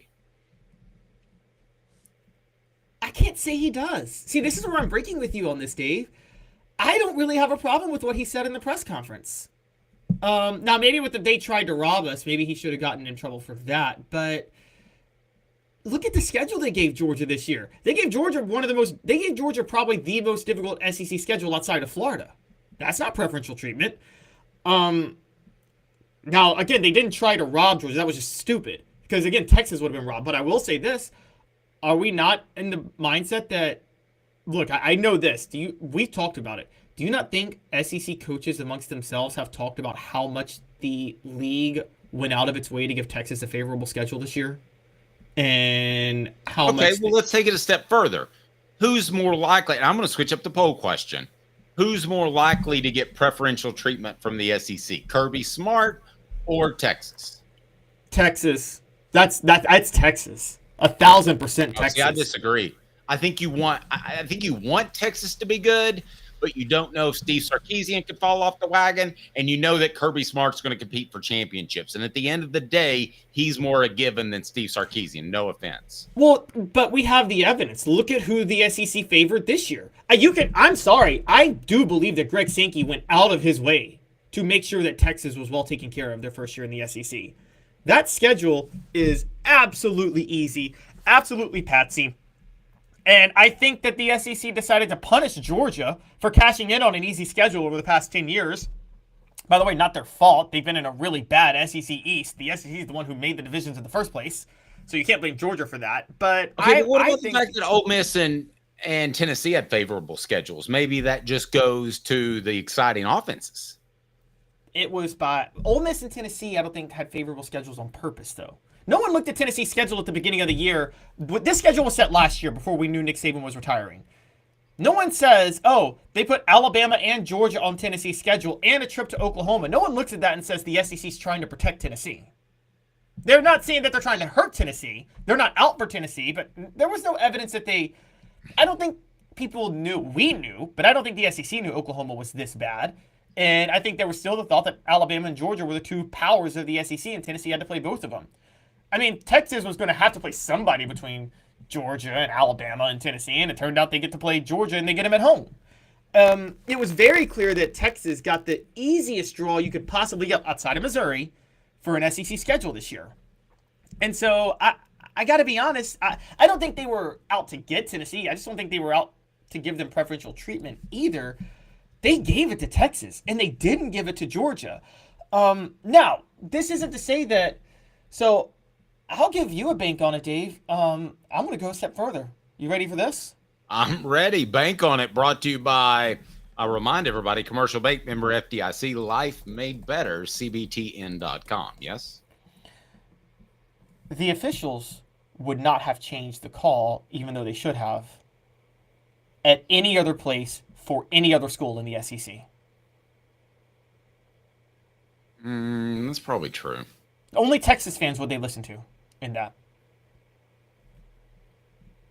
I'll give you this. I don't see that happening in Missouri. I think it's No. the exact opposite. I think people look around at Missouri and the officials would be like, well, since these jackwagons are throwing stuff on the field, we're just going to keep it the way I mean, you got implicit in that is that Missouri fans would even throw stuff on the field. They would not even care. They'd be like, oh, well, good call. They'd stand up and cheer the officials. Good call. Good call. I'm sure they have a pocket protector there somewhere. By the way, just random reasons why I don't like the state of Missouri. One of the loosest laws when it comes to having wild animals as pets. I watched the chimp documentary, which seems to start as a very likable documentary and ends with a full-grown chimpanzee ripping a lady's face off. That was kind of crazy. That was tough to go to bed last night. But Missouri gave us the greatest independent rapper of all time in Tech 9. So they gave Hound us Tech Dogs 9. of Knoxville champions look good in orange. I guess Tech 9 does as well. It is time for the SEC Power Rankings. I'm excited to see who ends up number one. Let's knock it out from the bottom to the beginning. Who is now the best team in the SEC? And it's very much up for debate, as we'll put it on there. But the poll question right now, who gets preferential treatment from the SEC? Kirby Smart, 40%, Texas, 60%. All right, Caleb, let's run through our first 5 or 6, and I'll tell you if I got a big disagreement.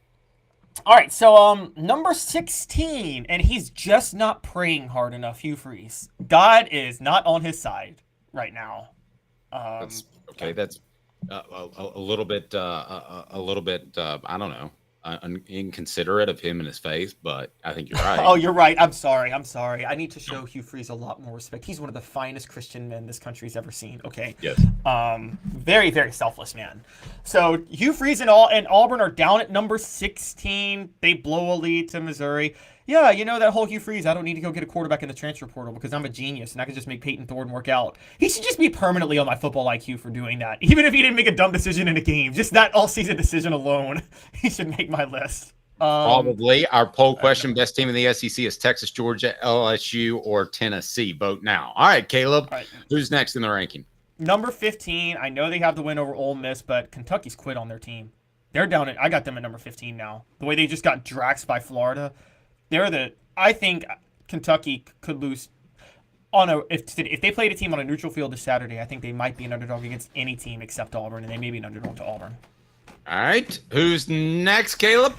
They keep losing. They're 1-6, 1-7, whatever. But I don't care. I got Mississippi State up to number 14 because they played Georgia tight and then they played Texas A&M tight.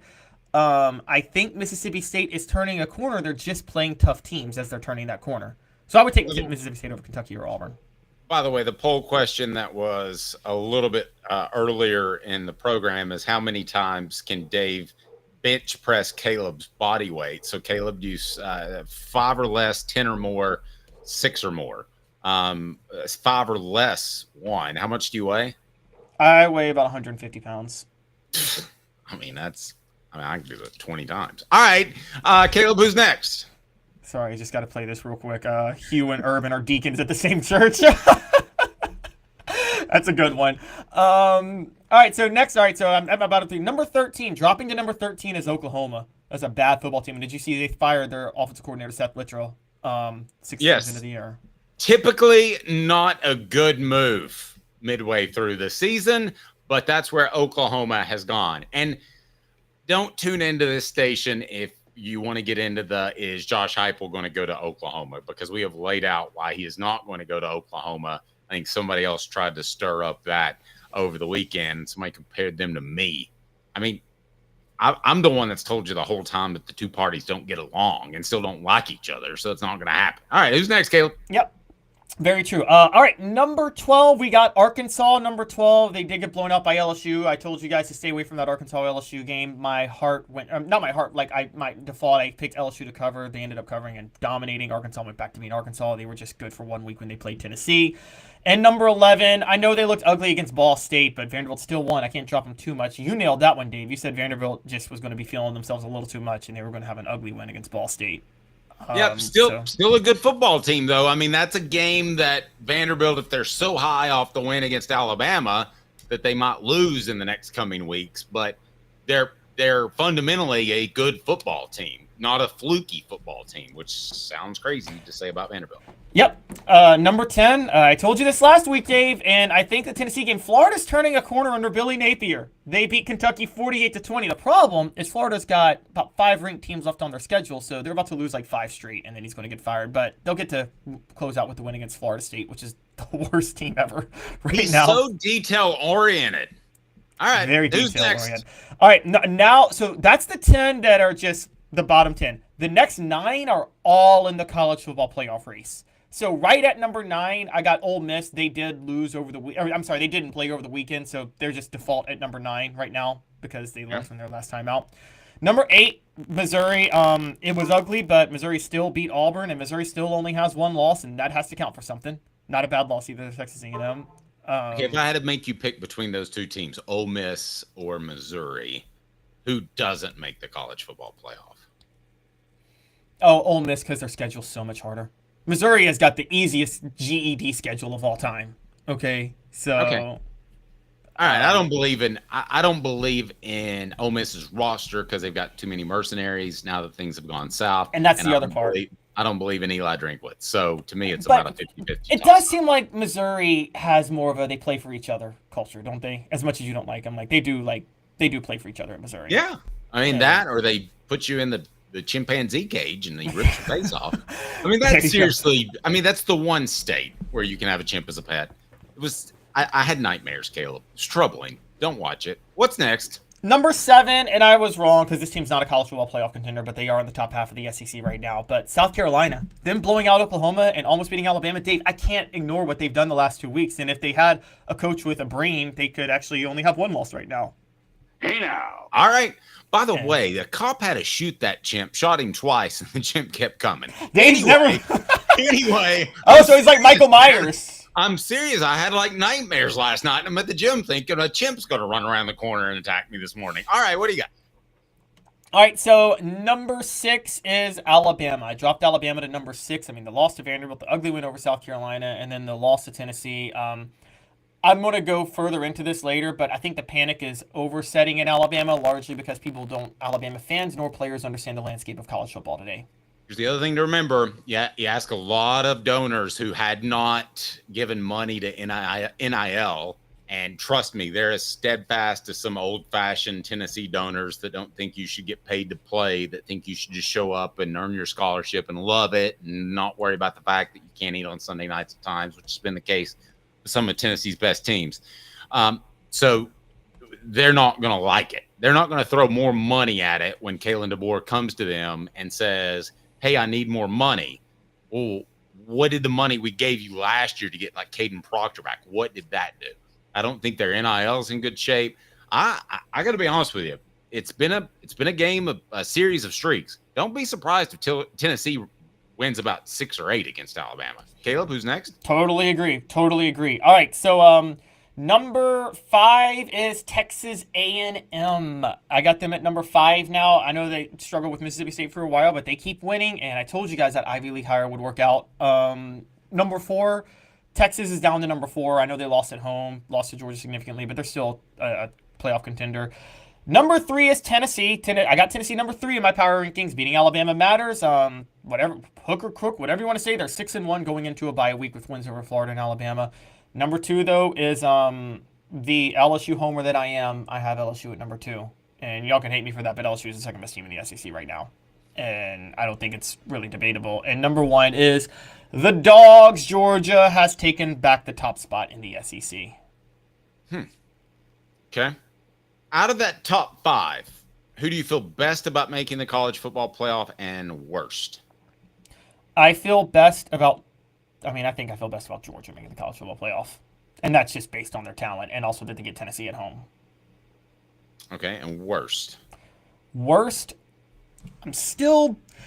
I'm going to say LSU only because as much as I do believe they're doing well right now, Dave, it just seems like Brian Kelly is like nobody's more capable of a choke job at the worst time than Brian Kelly. Like, all right. By the way, the poll question now, we reset that. We're going to visit with Mike Stowell here momentarily. The best team in the SEC, Texas, Georgia, Tennessee, or LSU.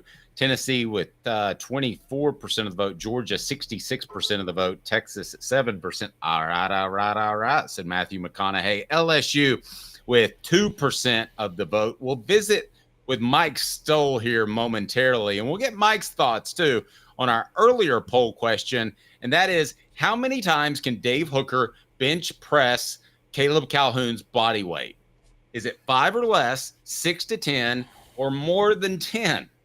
Just for the record, I want Mike to know heading into this, because I see him in the window down there, that Caleb weighs like 108 pounds soaking wet. In 2 minutes, Off the Hook Sports, the show represented by Banks & Jones, Tennessee's trial attorney, banksandjones.com. Now in its 45th year, the second and third generations continue Joe Neubert's commitment. His vision of what this business needed to be, we still try to live up to that. Joe Neubert Collision Center. 2024 F-150 4x4 Super Crew STX, $46,994. 24 Ford Expedition XLT, $59,978. 24 F-250 Crew Cab 4x4 STX, $57,888. Local you trust, performance you can afford.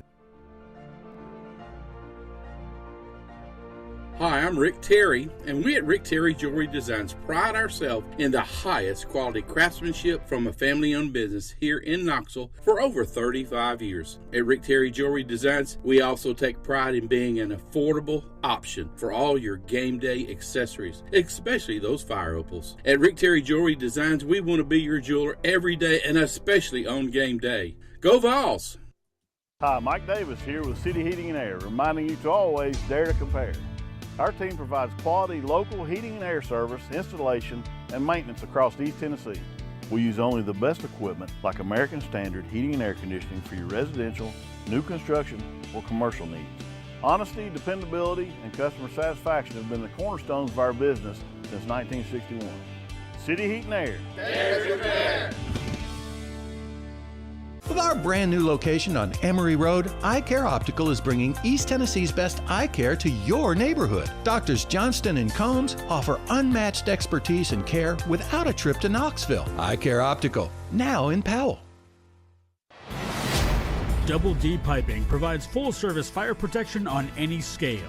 From residential homes to government facilities, we can assist any customer through design, fabrication, installation, inspection, and demonstration of fire suppression systems. With 30 years of service across 5 states and a full staff with over 40 years experience, our quality can't be beaten.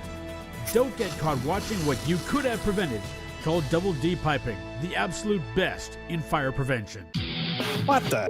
What was he thinking? Release the hounds. The Dave Hooker Show. Keep cool. A presentation of offthehooksports.com. Okay, the reason I play the what the H element is because I don't even know how he got sidetracked on this, but Mike Stowell's thoughts. Mike, how many times, first of all, thank you for joining us. Glad to be here, guys. It's always a pleasure. Mike, how many times do you think I could bench press Caleb's body weight? Dude, so I don't think he's 108. maybe if he had on like a couple pairs of pants and some wet sweaters or something. I don't think he breaks triple digits, which I was thinking about that during the break. When I was 6 years old, I weighed 98 pounds. So just like that's a tiny individual right there as I think about it. Yeah, I mean, Dave, I don't know. Are your shoulders good? Are you healthy with your shoulders or? Well, my old throwing arm gives me some trouble, but other than that, so I think the 6 to 10 range is doable. Caleb weighs about $156. Oh, that's different. Yeah, I'm gonna try tomorrow, but I feel quite certain I could get 8. Yeah, 6 to 10. Depends on if the adrenaline's pumping and if you start pre-workout that's eventually going to take me down. So it's all about timing, how you get the reps down and everything like that. So it's important. Keeping your elbows in. Yeah, that's right. Start too fast, you get your form off. It's gonna slow you down. So. Mike, Dave has really been dreaming about picking up this slender body. And We're talking about he's been talking about it for like the whole show about how, you know, what he could do if he picked up my body, my very slim, thin body. Am I on the right show? I mean, I don't feel right now. Yeah, it's our new OnlyFans version. Mike, what's the most you could bench at any one point in time? What's the most you put up and you're like, heck yeah? Man. You know, I wasn't a great bench. I wasn't super strong in the bench, but I got like 425. That was my most. But like, I mean, you see kids now, the numbers are just obscene. They're just bigger and stronger, and it's like, God, you know, that's nothing now. But you know, I was good and had good leg strength, so that was good. Yep. Now you're also a technician, which we talked about when you came on the program last week, and you voiced some very real and pertinent concerns about Tennessee's offensive tackles. A win doesn't mean that everything's cured, but what did you see on Saturday that maybe makes you more optimistic about them in the future? So I was encouraged, you know, and I thought about that. It's like you always kind of have, you know, some of those guys, like they're going to have a really good game, right? Somebody's they're going to play well. And I think the tackles played, you know, one of their better games. Do they improve from that, or do they kind of revert back to what they did? I do think some of the schemes that they had, so they had, you know, the H-back in motion, they'd help chip. They kind of, you know, some of the misdirection slowed the rush down a little bit.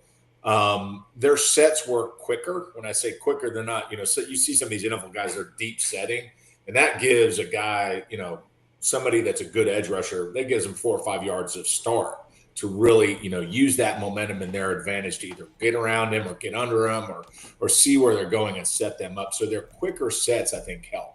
And that's a smart move, because when you do that, it stops the initial rush. These guys are really, really big, right? You know, they're both like 6'6", 350, 340, right? Massive individuals. So, you know, you as a defensive person, you want to get them going somewhere, because it's hard for them to change direction because they're so big.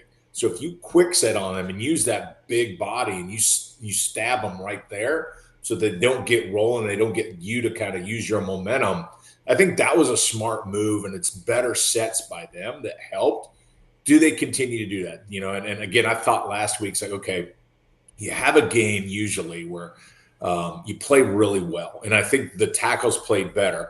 You know, I think John Campbell in the last 2 games, he's had holding penalties in each game, right? My career at Tennessee had 1 holding penalty, and I questioned that holding penalty. It was against Kentucky, and I called BS for it, and then I got a personal foul for calling BS, and then they pulled me out of the game, and then it was like second and forever, and then they ran a screenplay, and Charlie Garner scored. So I'm like, yeah. I do think you know, they've improved. Now, how do they take the week off? How do they take what they saw on film? So now, you know, we'll see what Eberle does. We'll see what kind of coach he is, because can you take the films like, this is how you play, right? This game, you watch this game, and then you watch a game where you didn't do it well, and you try and get them to think of, okay, this is what I'm going to do moving forward. This is how I need to play. And now they've seen it, they've done it, and you kind of start telling your body, okay, I need to work on this. I need to fix this. This is how I need to control my body to play. So they did play better. So, Mike, first of all, someone just said not super strong could bench a Ford Fiesta. I also drive a Ford Fiesta, so you know the hate for me is just rolling in. But at least I have a Ford, so you know I drive a car that didn't have to get bailed out by taxpayer dollars in 2009. So yeah, that's right. We want to thank our friends at Ray Varner Ford for bringing you Jimmy Himes each and every Wednesday. Sorry. Yes, there we go. So Mike, I want to ask you a little bit. How much of the improvement at the tackles do you think, did they just look more comfortable, or do you think we had talked about them they had been banged up, both of them, and it seemed like so were they a little more comfortable, or did they just look quicker because they were healthier in this game? Oh, I think we lost your mic. Mike, we lost your mic. You did? Yeah, you're back. Yeah. Oh, I swear I didn't touch anything. So I believe you. Caleb can't figure this thing out either. I think from a standpoint of, I don't know what their health was. I know they're banged up a little bit, and you want to try and play as well as you possibly can. I did see Dane Davis in there a little bit. They're moving some people around. I do think, they've heard a lot, and they probably, this is where you've got enough data under your belt as a coach to say, okay, he can't handle these deep sets, and we've got to do that. Now, still in the first half, they struggled a little bit at times, and there was still some pressure. And I think Nico was uncomfortable. You look at the second half, you started seeing some options. You see Nico flush outside. You see the pocket move.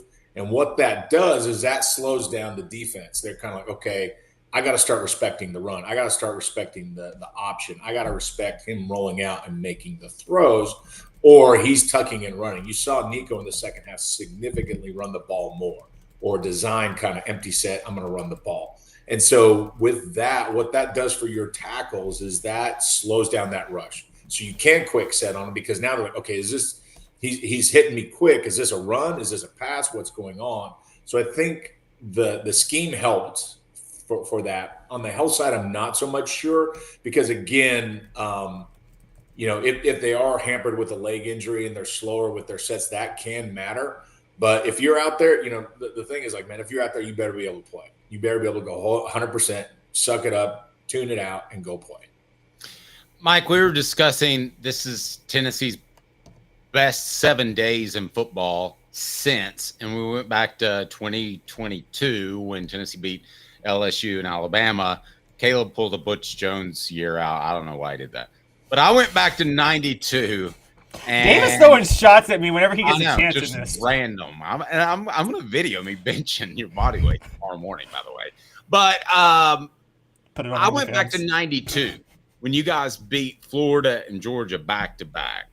And then it's like, oh, wow, everything's going great. And then you lost 3 games in a row later that year. So how do you feel good about yourself if you're Tennessee, but still not too good? Now, there are a lot of things going on that year as well. Yeah. So I think if people don't talk about this much, but you look at 1998, why did Tennessee win a national title, right? It's because their defense was unbelievable. They won with defense. And what is Tennessee really good at right now is defense. So everybody talks about T. Martin and all this wonderful. Like, look, you go back to his first game against Syracuse, he wasn't great. He beat Syracuse because he had a couple scrambles and one with his legs. He struggled at times. He hit his stride against South Carolina. I think he completed 22 or 23 passes in a row. So I liken this more of, okay, you've got an offense that's still trying to figure things out. You've got a quarterback that at times has done, like, the touchdown pass that he threw, and he was in stride with Brazel, and it just landed in the right spot. He has his flashes, but then you look at the overthrows, you're like, oh my gosh, that guy was wide open. He was way over. So there's still some things from development from that standpoint. So I think, this bye week comes at a really good time, right? You had a rough 3 games where you played Arkansas, Florida, Alabama. You're 2-3. Now, if we'd have looked at that at the beginning of the year and said, you play those 3 games and you're 2-3, you'd be like, I'm pretty happy with that. Because you're still where you want to be. You still have things in front of you that are within reach as far as an SEC title, SEC championship game, and making it into the playoffs. So I think you look now and say, okay, here's our book of works. Here's where we've come from offensively. Our defense is so stinking good, and these players keep getting better, and our depth keeps getting better, and it's next man up, and I think that's key. But I think now you've got a week to kind of say, okay, Nico, here's what you need to work on. Offensive line, here's what you need to work on. Receivers, right? You want to see your receivers continue to develop and grow and show up. And so I think, the bye week is a great time. I think it comes where, hey, things are good. Your offense isn't as bad. They've kind of seen enough things on film to know what to correct. And so your defense is great. Your offense can continue to build and grow. You still got some tough games. Like I don't like Kentucky. I don't like playing Vanderbilt. I'm not so much worried about because I've seen some of the way our defense plays disciplined football and they tackle. Not worried about that. And then I look at obviously the showdown with Georgia. So how do you handle that? So those are kind of your key games coming up. Build on what you have. Look to the future, but this open week really, I think, comes at a good time because you've got enough information to build and to correct. And now it's like, okay, guys, we know what's in front of us. Let's go finish this back half. Portions of the program brought to you by our friends at Quality Tire Pros, serving Chattanooga's community since 1957. All major brands of tires, full service automotive, brakes, alignments, oil changes, and more. QualityTirePros.com. QualityTirePros.com. Tell Bo that Dave and Off the Hook Sports said, hey, Bo. All right, Caleb, close us out. Yeah, so Mike, we got to talk a few more positives because again, I repeat it every week, but it's the interior of the offensive line. We're all talking about the narratives of the tackles turning a corner, the quarterback turning a corner. Can we just talk a little bit about how good the interior play has been, though, with Cooper Mays, Javonte Spraggins, and Andre Carrick, and just how they've been wearing down teams in the second half consistently?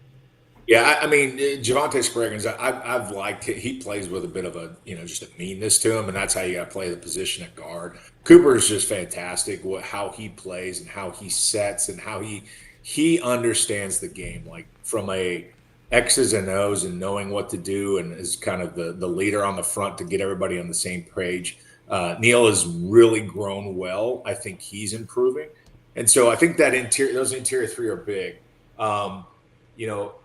Dylan Sampson is not leading the SEC in rushing because you've got Dylan Sampson's just like an unbelievable freak phenom speeder, right? He's quick, he's fast, but I think your inside three guys are really the key to why he's been successful. Now, he's taken a lot of hits at the line of scrimmage and he's dove and gotten 2 or 3 yards, making it much more manageable. And I love his fight. But those three guys inside, they have set the tone well. If your tackles can improve and they can kind of hold that edge a little bit better and they're, being a little bit firmer so the pocket doesn't collapse on Nico, I think that is the key to Tennessee taking this a long way and going on a long run. Hey, I'm going to throw a comparison out there for you guys real quick. Mike, I didn't mean to keep you this long, but if you have just a minute longer. So the debate when I was a youth, was Barry Sanders or Emmitt Smith. So I don't want to go down that road because everybody's going to say Barry, and then I'll get defensive because I'm a Cowboys fan. But people would say with Barry, you have the sidestep, you have the spin moves, you had all that. With LaDainian Tomlinson, you had how he could drive with the outside foot and bounce it outside. You had all these guys that Eric Dickerson, top speed. But I'm going to make a comparison, and I'm not comparing them as elite players, but I think the one thing that Dylan Sampson has is what Emmitt Smith had, and that is he gets every yard out of almost every piece of blocking that he gets. There's rarely a time where I say, ooh, he should have got 9 and just got 3 or 4. It seems like whatever blocking he gets, he maximizes it every time. Yeah, I think that's a great point. I guess my question is, have you ever seen Sampson get knocked back? No. That's right. So, see, he's fighting forward, man. And so as an offensive lineman, I respect that. I love that because that means that guy is a dog and he's fighting. And he's fighting for every inch that he has. And so that's and it's kind of he's come to become kind of the vocal leader on the team, one of those guys. And so you're right. I think, those are the kind of guys, Emmitt Smith always fighting forward. Even Barry Sanders and some of his spin moves and stuff, he maybe tries to do too much. But, Dylan Sampson has a spin move, but everything he does is with purpose to get as much yardage or every single inch that he possibly can. That's the impressive thing about him is he doesn't have like a big, long 70, 80 yard long. Now he'll burst a couple, but he's fighting for every single yard so that it does set up when he gets it. He's going for it. Awesome stuff, Mike. I appreciate that. Thank you very much. Glad to be on, guys. Caleb, man, a Ford Fiesta, and you're going to let Dave Hooker bench you, and Like, No, positioning himself with you. I want to be real clear. Nobody's benching each other. But what I am going to do is I'm going to put 155 pounds on a bar tomorrow because I did back today, so I can do that tomorrow. And I'm going. I think I can get over 8. I'm putting the over under at 8.5. Yeah, I would. I'd go under 8.5. Oh, that hurts. now, like, are you locking out? Are you touching? Are you not arching your back? You got your butt on the bench. My butt will be on the bench. I will arch my back a little bit because I think you're supposed to do that, right? You can arch, but you can't arch it to where your butt comes off the bench. You got to be touching the bench, or that doesn't count. But on bench, touching chest, locked out, I got it 10 times. I don't know. That's a lot. Thank you. Mike doesn't know whether to vote on my lack of strength or Caleb's lack of girth. Yeah, what? All right. Thank you, Mike. Did Dave just talk about? Never mind. It's gonna lack of girth. Go. Just let that go completely. All right. So, stat of the day coming up, brought to you by our good friends Double D Fire Protection. Double D Piping provides full-service fire protection on any scale. From residential homes to government facilities, we can assist any customer through design, fabrication, installation, inspection, and demonstration of fire suppression systems. With 30 years of service across 5 states and a full staff with over 40 years experience, our quality can't be beaten. Don't get caught watching what you could have prevented. Call Double D Piping, the absolute best. All right, Caleb, stat of the day is? Stat of the day is Tennessee has not allowed 20 points. Will go into November having not allowed 20 points in a single game this year. When's the last time they did that?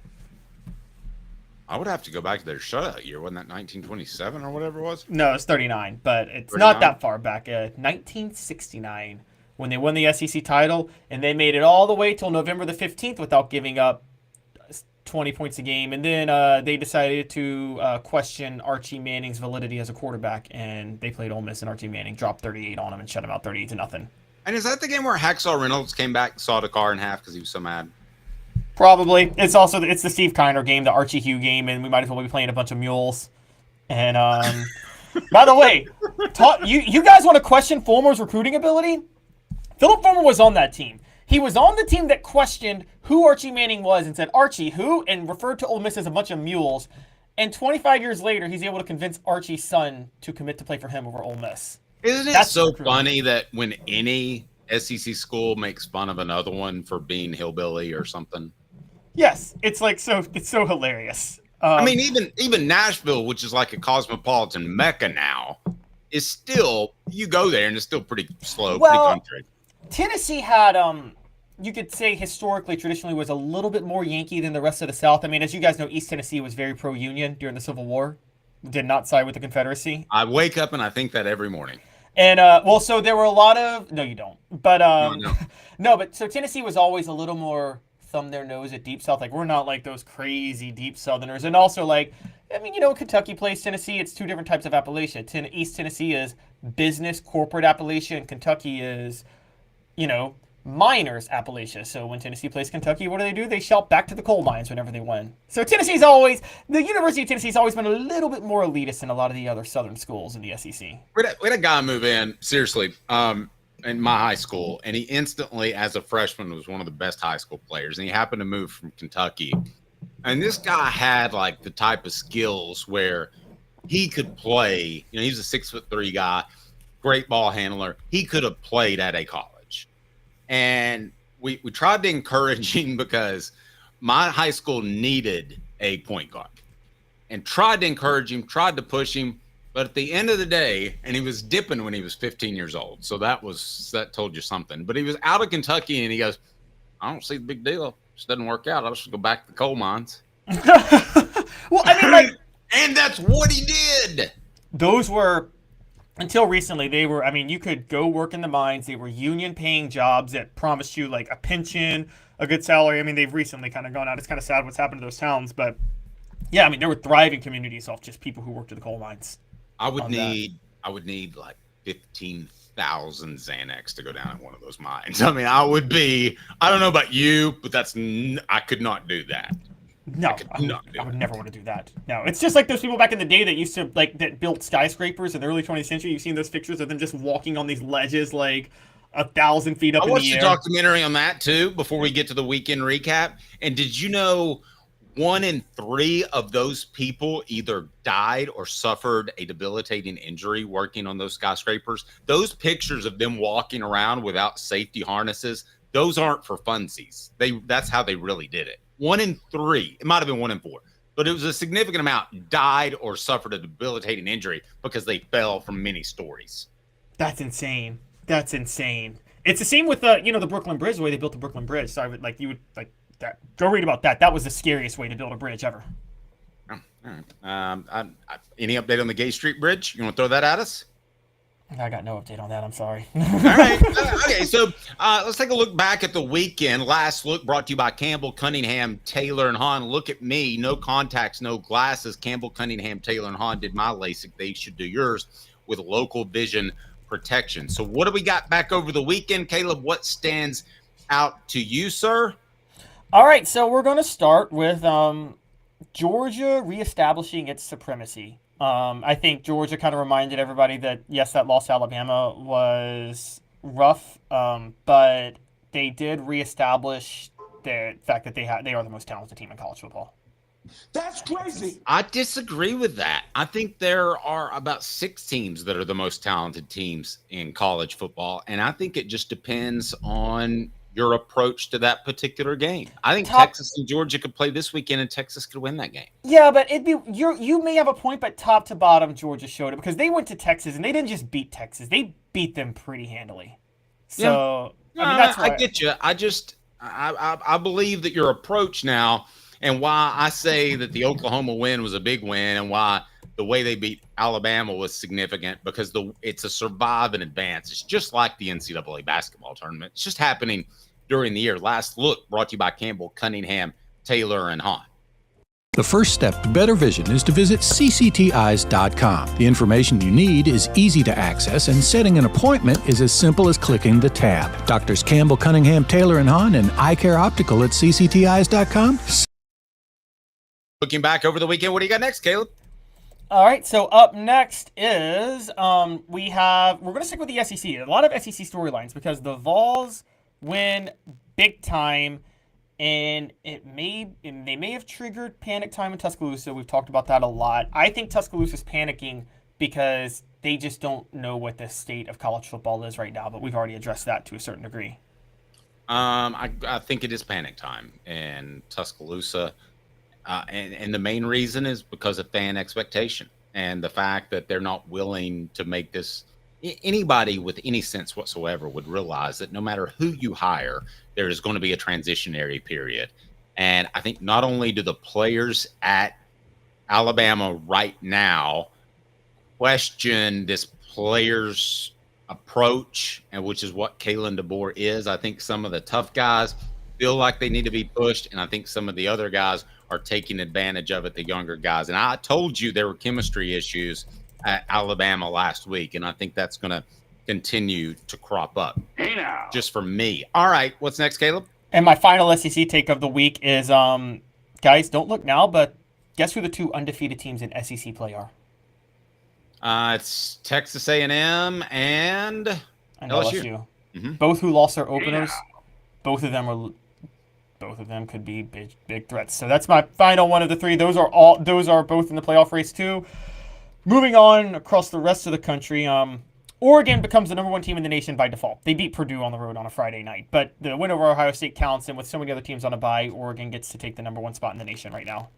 I don't know how long it'll last, but I'll agree with you at number 1. Ultimately, when those teams on the West Coast have to face SEC teams with bigger, more athletic guys in the trenches, that's going to be the determining factor. Totally agree.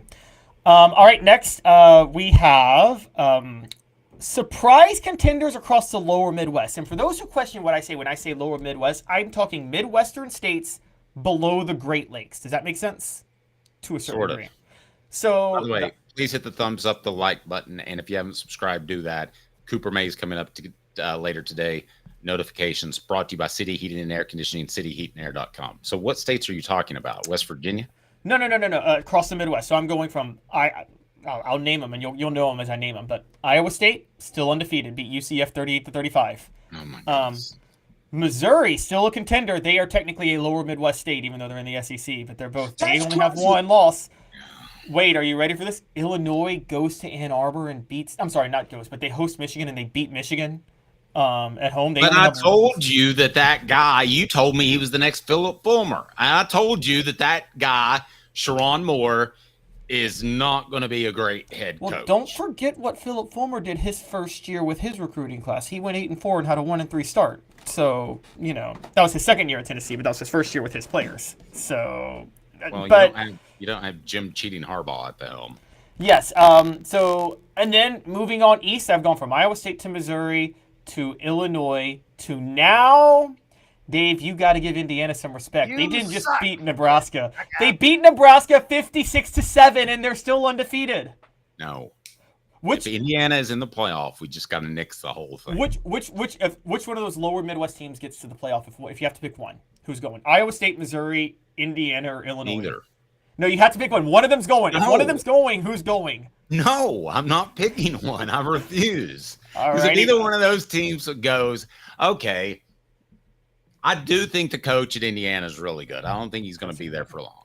So No, I would say Indiana probably makes it. You hear that, kids at Indiana? You don't have to choke players to win. It's possible. So moving on from Bobby that, Knight, by the way. That's a reference for those that didn't get that. Bobby Knight. Yes, Bobby What's up, Knight? All right, so things That's are why he choked that kid, right? Because he said, "What's up, Knight?" Oh yeah, and then he's like, "It's Mr. Knight to you. It's Coach Knight." I know. Yeah. All right, so up next, things are just way worse for Lincoln Riley and Mike Norvell. Dave, which one of those gets fired first? Florida State lost to Duke, and y'all know I'm a I get the fan. feeling that Maryland Lincoln beating Riley. USC. I get the feeling that Lincoln Riley is going to hold on for like 2 or 3 more years because of his contract, the way Jimbo Fisher did. Didn't we all know about 3 years before Jimbo Fisher was fired that he should be fired? I think that's where you are with Lincoln Riley right now. I don't know the specifics of Norvell's contract situation, but surely it can't be as one-sided as Lincoln Riley's is.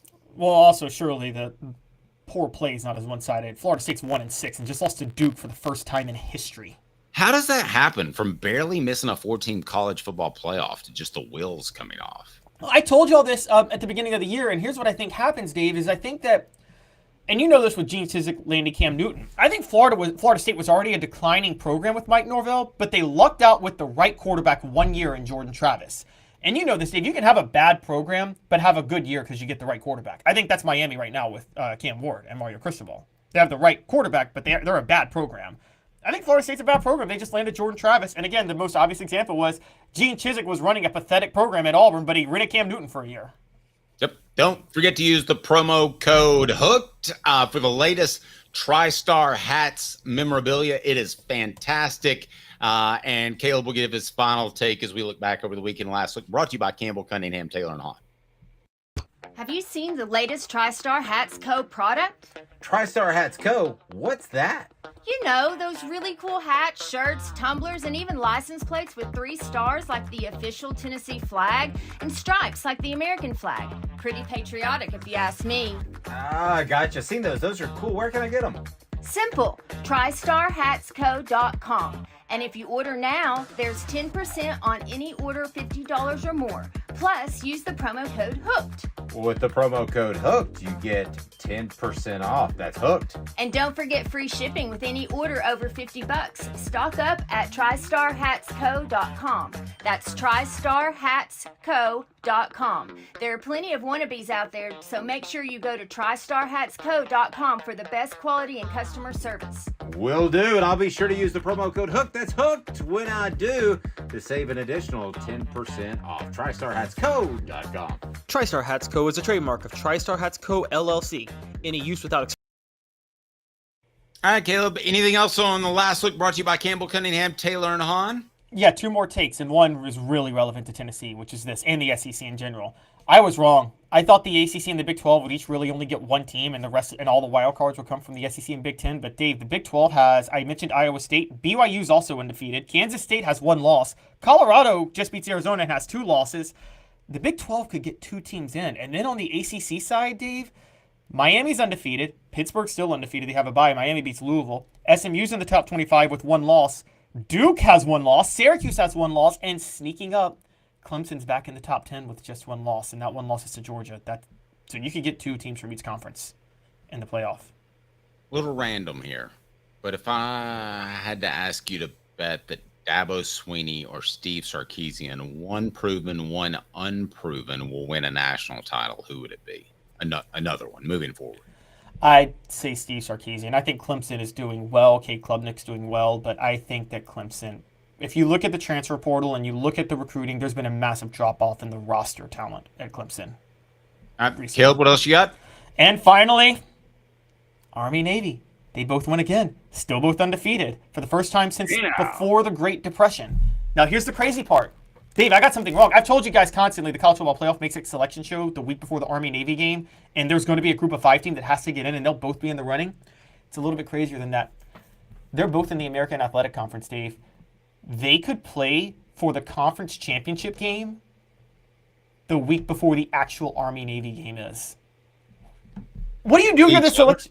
Yeah, they could play each other. They're both in the American. They could finish 1 and 2 in the American, and they play for the American championship the week before they play each other for the official Army-Navy game. And here's the crazy part about that. Should the selection committee just make the decision based on the championship game? And then if you're an Army and Navy, do you just rest your starters for that other game because it doesn't matter because the team is already in the playoff? I mean, this is a crazy, psychotic scenario they set up because they so arrogantly wanted a Saturday to themselves. Somebody should have thought this out a little bit better. He is Caleb Calhoun. I'm Dave Hooker. Tomorrow on the program, we'll visit with John Adams, and our good buddy T. Scott Jones will visit with us from Banks and Jones, because it's a matter of time until somebody gets sued with these fans charging the field. So I want to discuss that with him. For Caleb Calhoun, I'm Dave Hooker. This has been